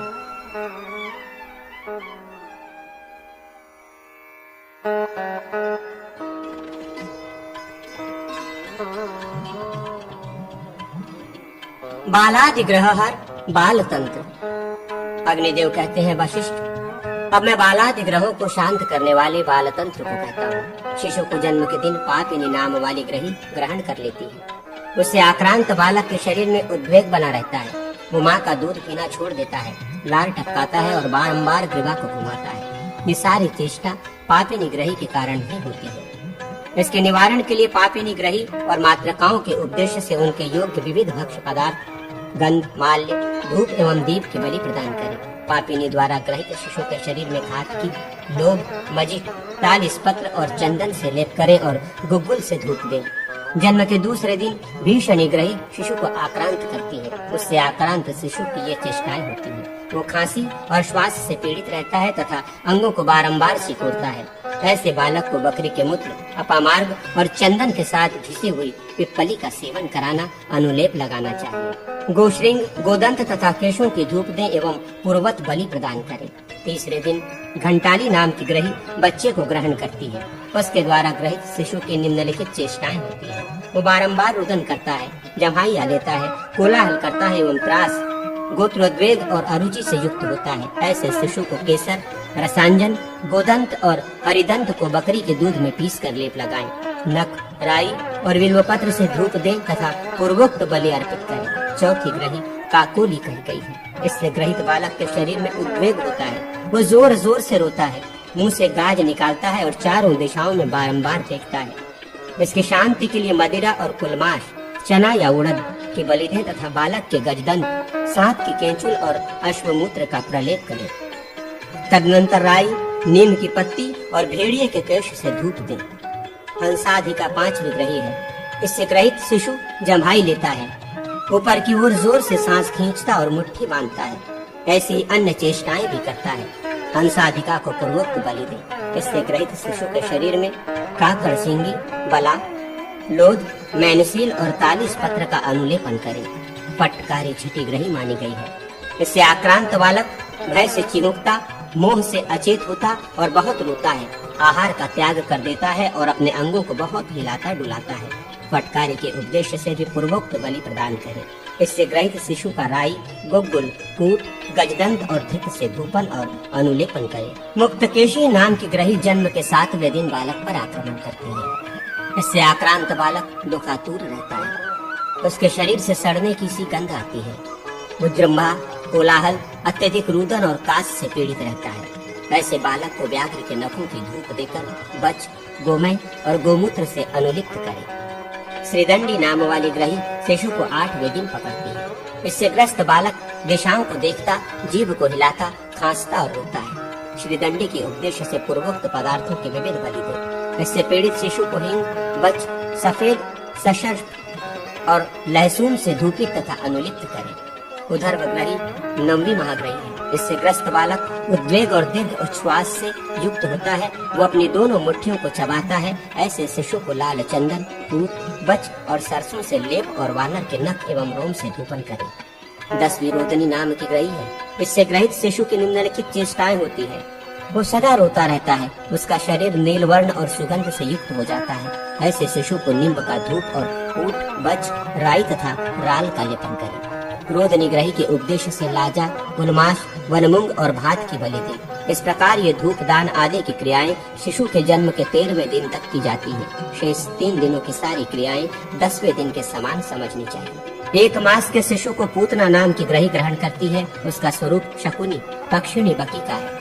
इससे पीड़ित बालक कौवे के समान कांव कांव करता है, रोता, लंबी सांसें लेता और आंखों को बारंबार मीचता और मूत्र के समान गंध से युक्त होता है। ऐसे बालक को गोमूत्र स्नान कराना और गोदंत से धूपित करना चाहिए। पूतना के उपदेश से ग्राम की दक्षिण दिशा में करंज वृक्ष के नीचे 1 सप्ताह तक प्रतिदिन पीत वस्त्र, रक्तमाल्य, गंध, तैल, दीप, त्रिविध पायसान्न, तिल और पूर्वोक्त पदार्थों की बलि दे। 2 मास के शिशु को मुक्ता नाम की ग्रही ग्रहण करती है। इससे आक्रांत शिशु का शरीर पीला और ठंडा पड़ जाता है। उसको सर्दी होती है, नाक से पानी गिरता है और मुख सूख जाता है। इस ग्रही के निमित्त पुष्प, गंध, वस्त्र, मालपुए, भात और दीपक की बलि प्रदान करें। इससे ग्रस्त बालक को कृष्णा गुरु और सुगंध बाला आदि से धूपित करें। बालक को तृतीय मास में गोमुखी ग्रहण करती है। इससे आक्रांत शिशु बहुत नींद लेता है, बारंबार मलमूत्र करता है और जोर जोर से रोता है। गोमुखी को पहले यव, प्रियंगु, कुलमाश, शाक, भात और दूध की पूर्व दिशा में बलि देनी चाहिए। तदनंतर मध्याह्न काल में शिशु को पंचभंग या पंचपत्र से स्नान कराकर घी से धूपित करें। चतुर्थ मास में पिंगला नाम की ग्रही बालक को पीड़ित करती है। इससे ग्रहित बालक का शरीर सफेद और दुर्गंध युक्त होकर सूखने लगता है। ऐसे शिशु की मृत्यु अवश्य हो जाती है। 5वीं ललना नाम की ग्रही होती है। इससे पीड़ित शिशु का शरीर शिथिल होता है और मुख सूखने लगता है। उसकी देह पीली पड़ जाती है और अपान वायु निकलती है। ललना की शांति के लिए दक्षिण दिशा में पूर्वोक्त पदार्थों की बलि दें। 6ठे मास में पंकजा नाम की ग्रही शिशु को पीड़ित करती है। इससे ग्रहित शिशु की चेष्टाएं रुदन और विकृत स्वर आदि है। पंकजा को भी पूर्वोक्त पदार्थ भात, पुष्प, गंध आदि की बलि प्रदान करें। 7वें महीने में निराहार नाम की ग्रही शिशु को ग्रहण करती है। इससे पीड़ित शिशु दुर्गंध और दंत रोग से युक्त होता है। निराहारा के निमित्त मिष्ठान्न और पूर्वोक्त पदार्थों की बलि दो।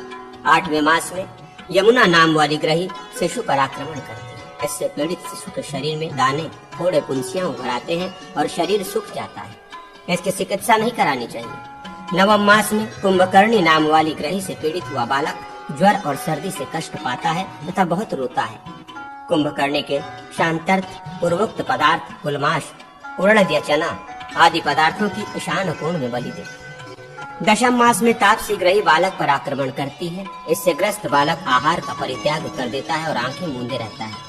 तापसी के उद्देश्य से घंटा, पताका, मिष्टान्न आदि पदार्थों की बलि प्रदान करें। 11वीं राक्षसी नाम की ग्रही है। इससे ग्रहित बालक नेत्र रोग से पीड़ित होता है। उसकी चिकित्सा व्यर्थ होती है। 12वें महीने में चंचला ग्रही शिशु को ग्रहण करती है। इसके द्वारा आक्रांत बालक दीर्घ निश्वास और भय आदि चेष्टाओं से युक्त होता है। इस ग्रही के शांतर्थ मध्याह्न के समय पूर्व दिशा में कुलमाश और तिल आदि की बलि दे। द्वितीय वर्ष में यातना नाम की ग्रही शिशु को ग्रहण करती है। इससे शिशु को यातना सहनी पड़ती है और उसमें रोदन आदि दोष प्रकट होते हैं। यातना ग्रही को तिल के गुदे और पूर्वोक्त पदार्थों की बलि दे। स्नान आदि कर्म पूर्वक विधि से करना चाहिए। तृतीय वर्ष में बालक पर रोदनी अधिकार करती है। इससे ग्रस्त बालक कांपता और रोता है तथा उसके पेशाब में रक्त आता है। इसके उपदेश से गुड़, भात, तिल का पुआ और पीसे हुए तिल की बनी प्रतिमा दे। बालक को तिल मिश्रित जल से स्नान कराकर पंचपत्र और राजफल के छिलके से धूप दे। चतुर्थ वर्ष में चटका नाम की राक्षसी शिशु को ग्रहण करती है। उससे ग्रस्त हुए बालक को ज्वर आता है और सारे अंगों में व्यथा होती है। चटका को पूर्वोक्त पदार्थ एवं तिल आदि की बलि दे और बालक को स्नान कराकर उसके लिए धूपन करें। 5वें वर्ष में चंचला शिशु पर अधिकार कर लेती है। इससे पीड़ित बालक ज्वर, भय और अंग शैथिल्य से युक्त होता है। चंचला को भात आदि पदार्थों की बलि दे और बालक को काकड़ा सिंगी से धूपित करे। साथ ही पलाश, गूलर, पीपल, बड़ और बिल्व पत्रों के जल से उसका अभिषेक किया जाए। 6ठे वर्ष में धावनी नाम की ग्रही बालक पर आक्रमण करती है। उससे ग्रहित बालक का शरीर नीरस होकर सूखने लगता है। उसके अंग अंग में पीड़ा होती है। इसके उद्देश्य से 7 दिनों तक पूर्वोक्त पदार्थों की बलि और बालक का भृंगराज से स्नापन और धूपन करें। 7वें वर्ष में यमुना ग्रही से पीड़ित बालक सर्दी, मुक्ता तथा अत्यंत हास एवं रोदन से युक्त होता है। इस ग्रही के निमित्त पायस और पूर्वोक्त पदार्थ आदि की बलि दें एवं बालक का पूर्वत विधि से स्नापन और धूपन करें। 8वें वर्ष में जातवेदा नाम की ग्रही बालक पर अधिकार करती है। इससे पीड़ित बालक भोजन छोड़ देता है और बहुत रोता है। जातवेदा के निमित्त कृसर, खिचड़ी, मालपुए और दही आदि की बलि प्रदान करें। बालक को स्नान करा के धूपित भी करें। 9वें वर्ष में काला नाम की ग्रही बालक को पकड़ती है। इससे ग्रस्त बालक अपनी भुजाओं को कपाता है, गर्जना करता है और भयभीत रहता है। काला के शांत्यर्थ कृसर, मालपुए, सत्तू, कोलमाश और पायस खीर की बलि दे। 10वें वर्ष में कलन हंसी बालक को प्रदान करती है। इससे उसके शरीर में जलन होती है, अंग दुर्बल हो जाते हैं और वो ज्वरग्रस्त रहता है। इसके निमित्त 5 दिन तक पूरी, मालपुए, दधी और अन्न की बलि देनी चाहिए। बालक का निम्ब पत्रों से धूपन और कूट का अनुलेपन करे। 11वें वर्ष में कुमार को देवदूती नाम की ग्रही ग्रहण करती है। इससे वो कठोर वचन बोलता है। देवदूती के उपदेश से पूर्वक बलिदान और लेपादि करे। 12वें वर्ष में बलिका से आक्रांत बालक श्वास रोग से युक्त होता है। इसके निमित्त भी पूर्वोक्त विधि से बलि एवं लेपादि करे। 13वें वर्ष में वायवी ग्रही का आक्रमण होता है। इससे पीड़ित कुमार मुख रोग तथा अंग शैथिल्य से युक्त होता है। वायवी को अन्न, गंध, माल्य आदि की बलि दो और बालक को पंचपत्र से स्नान करावे। राई और नींब पत्रों से धूपित करें। 14वें वर्ष में यक्षिणी बालक पर अधिकार करती है। इससे वह शूल, ज्वर, दाह आदि से पीड़ित होता है। यक्षिणी के उद्देश्य से पूर्वोक्त विविध भक्ष्य पदार्थों की बलि विहित है। इसकी शांति के लिए पूर्वक स्नान आदि भी करने चाहिए। 15वें वर्ष में बालक को मुंडिका ग्रही से कष्ट प्राप्त होता है। उससे पीड़ित बालक के सदा रक्तपात होता रहता है। इसकी चिकित्सा नहीं करनी चाहिए। 16वीं वानरी नाम की ग्रही है। इससे पीड़ित नवयुवक भूमि पर गिरता है और सदा निद्रा तथा ज्वर से पीड़ित रहता है। वानरी को 3 दिन तक पायस आदि की बलि दे एवं बालक को पूर्वक स्नान आदि कर्म कराए। 17वें वर्ष में गंधवती नाम की ग्रही आक्रमण करती है। इससे ग्रस्त बालक के शरीर में उद्वेग बना रहता है और वह जोर जोर से रोता है। इस ग्रही को कुलमाश आदि की बलि दे और पूर्वक स्नान, धूपन तथा लेपन आदि कर्म करे। दिन की स्वामिनी ग्रही पूतना कही जाती है और वर्ष स्वामिनी सकुमारी है। इस सर्वकाम प्रद मंत्र का बालक ग्रह के शांत्यर्थ प्रयोग करे। नमो भगवती चामुंडे मुंज मुंज बालम बालिकाम वाम बलि ग्रह ग्रह जय जय वस वस। इस रक्षाकारी मंत्र का सर्वत्र बलिदान कर्म में पाठ किया जाता है। ब्रह्मा, विष्णु, शिव, कार्तिकेय, पार्वती, लक्ष्मी एवं मात्र का गण ज्वर तथा दाह से पीड़ित इस कुमार को छोड़ दें और इसकी भी रक्षा करें। इस मंत्र से भी बाल ग्रह जनित पीड़ा का निवारण होता है। ग्रह बाधा एवं रोगों को हरने वाले मंत्र तथा औषध आदि का कथन। अग्निदेव कहते हैं, वशिष्ठ, अब मैं ग्रहों के उपहार और मंत्र आदि का वर्णन करूंगा जो ग्रहों को शांत करने वाले हैं। हर्ष, इच्छा, भय और शोकादि से, प्रकृति के विरुद्ध तथा अपवित्र भोजन से और गुरु एवं देवता के कोप से मनुष्य को 5 प्रकार के उन्माद होते हैं। वे वातज, कफज, पितज, सन्निपातज और आगंतुक कहे जाते हैं। भगवान रुद्र के क्रोध से अनेक प्रकार के देवादि ग्रह उत्पन्न हुए। वे ग्रह नदी, तालाब, पोखरे, पर्वत, उपवन, पुल, नदी संगम, शून्य ग्रह, नीलद्वार और एकांतवर्ती एकले वृक्ष पर रहते और वहां जाने वाले पुरुषों को पकड़ते हैं। इसके सिवा वे सोई हुई गर्भवती स्त्री को, जिसका ऋतुकाल निकट है, उस नारी को, नंगी औरत को तथा जो ऋतु स्नान कर रही हो ऐसी स्त्री को भी पकड़ते हैं। मनुष्यों के अपमान, वैर, विघ्न, भाग्य में उलटफेर इन ग्रहों से ही होते हैं। जो मनुष्य देवता, गुरु, धर्मादि तथा सदाचार आदि का उल्लंघन करता है, पर्वत और वृक्ष आदि से गिरता है, अपने केशों को बार बार नोचता है तथा लाल आंखें किए रुदन और नर्तन करता है, उसको रूप ग्रह विशेष से पीड़ित जानना चाहिए। जो मानव उद्वेग युक्त, दाह और शूल से पीड़ित, भूख प्यास से व्याकुल और शिरोरोग से आतुर होता है और मुझे दो यो कहकर याचना करता है, उसे बलिकामी ग्रह से पीड़ित जाने। स्त्री, माला, स्नान और संभोग की इच्छा से युक्त मनुष्य को रतिकामी ग्रह से ग्रहित समझना चाहिए। व्योम व्यापी, महासुदर्शन मंत्र, विटप नासिक, पाताल नारसिंहादि मंत्र तथा चंडी मंत्र, ये ग्रहों का मर्दन, ग्रह पीड़ा का निवारण करने वाले हैं। अब ग्रह पीड़ा नाशन भगवान सूर्य की आराधना बतलाते हैं। सूर्य देव अपने दाहिने हाथों में पाश, अंकुश, अक्षमाला और कपाल तथा बाएं हाथों में खटवांग, कमल, चक्र और शक्ति धारण करते हैं। उनके 4 मुख, वे 8 भुजा और 12 नेत्र धारण करते हैं। सूर्य मंडल के भीतर कमल के आसन पर विराजमान है और आदित्यादि देवगणों से घिरे हुए हैं। इस प्रकार उनका भय और पूजन करके सूर्योदय काल में उन्हें अर्घ दे। अर्थदान का मंत्र इस प्रकार है। श्वास, य, विष, ओम, अग्निमान, रंडी, रम, ओम, हरलेखा, हींग, ये संकेताक्षर है। इन सब को जोड़कर शुद्ध मंत्र हुआ। सूर्य देव कमल के आसन पर विराजमान है। उनकी अंग कांति अरुण है। वे रक्त वस्त्र धारण करते हैं। उनका मंडल ज्योतिर्मय है। वे उदार स्वभाव के हैं और दोनों हाथों में कमल धारण करते हैं। उनकी प्रकृति सौम्य है तथा सारे अंग दिव्य आभूषणों से विभूषित है। सूर्य आदि सभी ग्रह सौम्य, बलदायक तथा कमलधारी हैं। उन सब का वस्त्र विद्युत पुंज के समान प्रकाशमान है।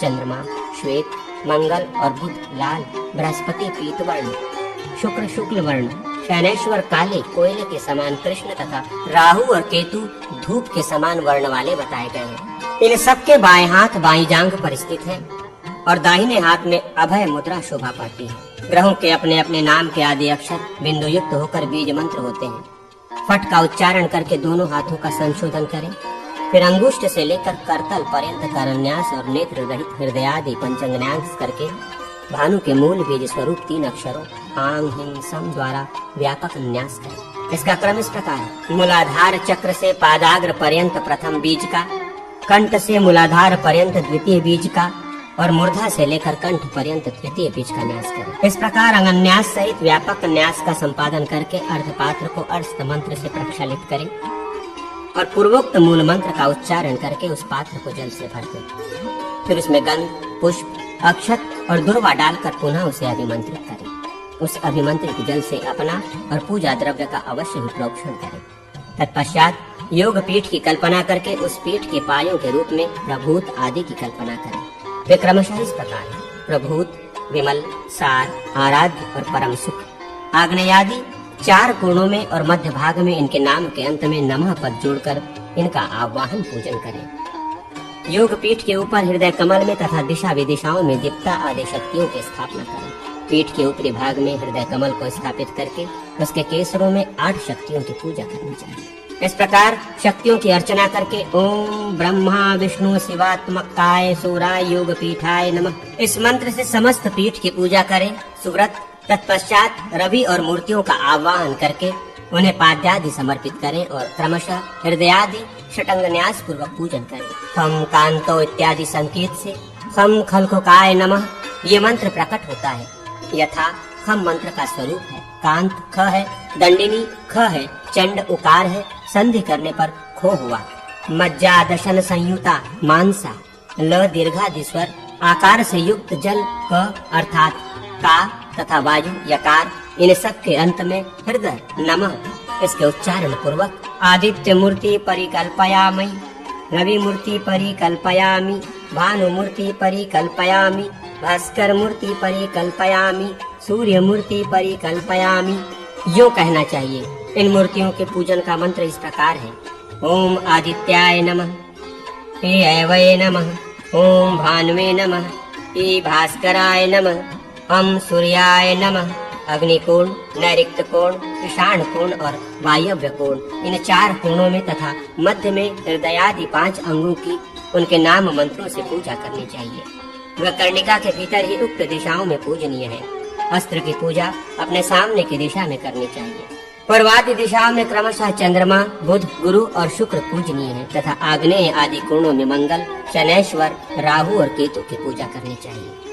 कृष्णपर्णी, हींग, बच, चक्र, पित्त पापड़ा, शिरीष, लहसुन और आमय इन औषधियों को बकरे के मूत्र में पीसकर अंजन और नस्य तैयार कर लें। उस अंजन और नस्य के रूप में उक्त औषधों का उपयोग किया जाए तो वे ग्रह बाधा का निवारण करने वाले होते हैं। पाठा, पथ्या, हरण, वचा, शिग्रु, सहिजन, सिंधु, सेंधा नमक, व्योश, त्रिकटु और इन औषधों को पृथक पृथक एक एक पल लेकर उन्हें बकरी के एक आड़क दूध में पका लें और उस दूध से घी निकाल लें।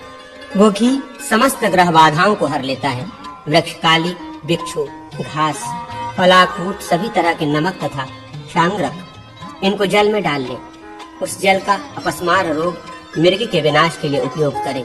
मिदारी कंद, कुश, काश तथा इख के क्वाथ सिद्ध किया हुआ दूध रोगी को पिलाएं।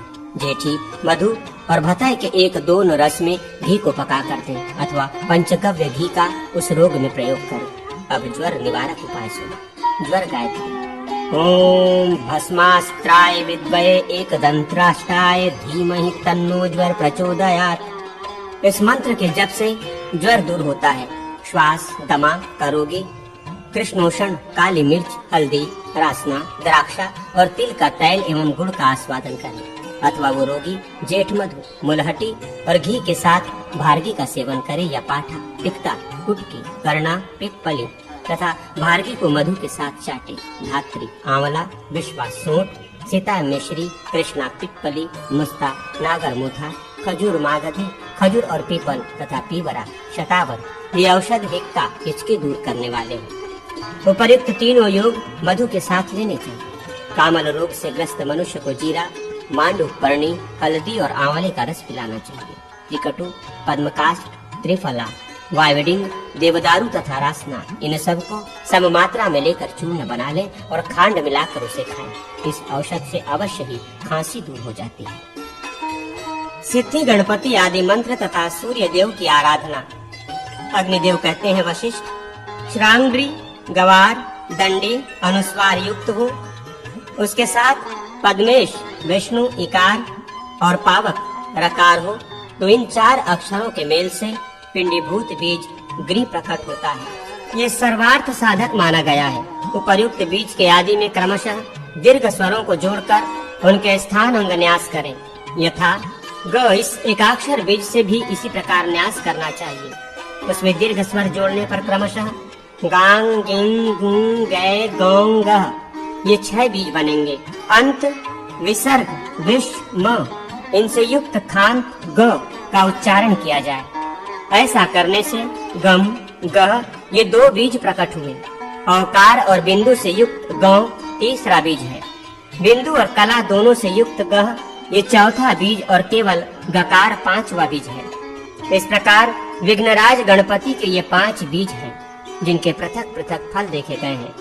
ये सर्व सामान्य पंचांग है। उक्त एकाक्षर बीज मंत्र के 1 लाख जप से सिद्धि प्राप्त होती है। अष्टदल कमल बनाकर उसके दिग्वर्ती दलों में गणेश जी के 4 विग्रहों का पूजन करें। इसी प्रकार वहाँ क्रमशः 5 अंगों की भी पूजा करनी चाहिए। विग्रहों के पूजन संबंधी मंत्र इस प्रकार है: गणाधिपतये नमः, गणेश्वराय नमः, गणनायकाय नमः, गणक्रीडायाय नमः। हृदयादि 4 अंगों की ओर कोणवर्ती 4 दलों में और अस्त्र की मध्य में पूजा करें। वक्रतुंडाय नमः, एकदष्टांताय नमः, महोदराय नमः, गजवक्राय नमः, लंबोदराय नमः, विकटाय नमः, विघ्नराजाय नमः, धूम्रवर्णाय नमः। इन 8 मूर्तियों की कमल चक्र के दिग्वर्ती तथा कोणवर्ती दलों में पूजा करें। फिर इंद्रादि लोकपालों तथा उनके अस्त्रों की अर्चना करें। मुद्रा प्रदर्शन द्वारा पूजन अभिष्ट है। मध्यमा और तर्जनी के मध्य में अंगूठे को डालकर मुट्ठी बांध लेना ये गणेश जी के लिए मुद्रा है। उनका ध्यान इस प्रकार करें: भगवान श्री गणेश की 4 भुजाएं हैं। वे एक हाथ में मोदक लिए हुए हैं तथा शेष 3 हाथों में दंड, पाश एवं अंकुश से सुशोभित है। दांतों में उन्होंने भक्ष्य पदार्थ लड्डू को दबा रखा है और उनकी अंग कांति लाल है। वे कमल, पाश और अंकुश से घिरे हुए हैं। गणेश जी की नित्य पूजा करें, किंतु चतुर्थी को विशेष रूप से पूजा का आयोजन करें। सफेद आग की जड़ से उनकी प्रतिमा बनाकर पूजा करें। उनके लिए तिल की आहुति देने पर संपूर्ण मनोरथों की प्राप्ति होती है। यदि दही, मधु और घी से मिले हुए चावल से आहुति दी जाए तो सौभाग्य की सिद्धि एवं वशिष्ठ की प्राप्ति होती है। घोष, ह, असृक, र, प्राण, य, शांति, औ, अर्धि, ऊ तथा दंड, अनुस्वार ये सब मिलकर सूर्य देव का ह्रीं ओम ऐसा मार्तंड भैरव नामक बीज होता है। इसको बिंब बीज से संपुटित कर दिया जाए तो ये साधकों को धर्म, अर्थ, काम तथा मोक्ष 4 पुरुषार्थों की प्राप्ति कराने वाला होता है। 5 हरस अक्षरों को आदि में बीज बनाकर उनके द्वारा 5 मूर्तियों का न्यास करें। यथा ओम सूर्याय नमः, इं भास्कराय नमः, ओम भानवे नमः, ओम रवये नमः, ओम दिवाकराय नमः। दीर्घ स्वरों के बीज से हृदयादि अंग न्यास करें। यथा आम हृदयाय नमः इत्यादि इस प्रकार न्यास करके ध्यान करें। भगवान सूर्य ईशान कोण में विराजमान है। उनकी अंग कांति सिंदूर के सदृश अरुण है। उनके आधे वामांग में उनकी प्राण वल्लभा विराज रही है। श्री विद्यार्णव तंत्र में मार्तंड भैरव बीज को भी दीर्घ स्वरों से युक्त करके उनके द्वारा हृदयादि न्यास का विधान किया गया है। यथा ह्रीं हृदयाय नमः, ह्रीं शीर्षे स्वाहा इत्यादि। ईशान कोण में कृतांत के लिए निर्माल्य और चंड के लिए दीप तेज दीप ज्योति अर्पित करें। रोचना, कुमकुम, जल, रक्त चंदन, अक्षत, अंकुर, वेणु बीज, जौ, अघनी, धान का चावल, सांवा, तिल तथा राई और जपा के फूल अर्धपात्र में डाले।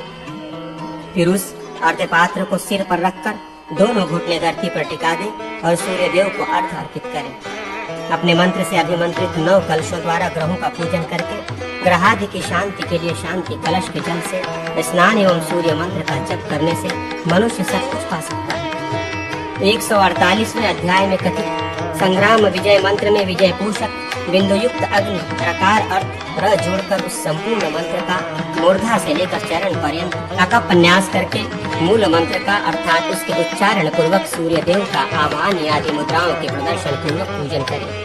तदनंतर यथोक्त अगन्यास करके अपने आप का रवि के रूप में चिंतन करें, अर्थात मेरी आत्मा सूर्य स्वरूप ऐसी भावना करें। मारण और स्तंभन कर्म में सूर्य देव के पीत वर्ण का, अप्यायन में श्वेत वर्ण का, शत्रुघात की क्रिया में कृष्ण वर्ण का तथा मोहन कर्म में इंद्रधनुष के समान वर्ण का चिंतन करें। जो सूर्य देव के अभिषेक, जप, ध्यान, पूजा और होम कर्म में सदा तत्पर रहता है तो तेजस्वी, अजेय तथा श्री संपन्न होता है और युद्ध में विजय पाता है। तांबूल आदि में उक्त मंत्र का न्यास करके जब पूर्वक उसमें खस का इत्र डाले तथा अपने हाथ में भी संग्राम विजय के बीजों का न्यास करके उस हाथ से किसी को वो तांबूल अर्पण करे अथवा उस हाथ से किसी का स्पर्श कर ले तो वो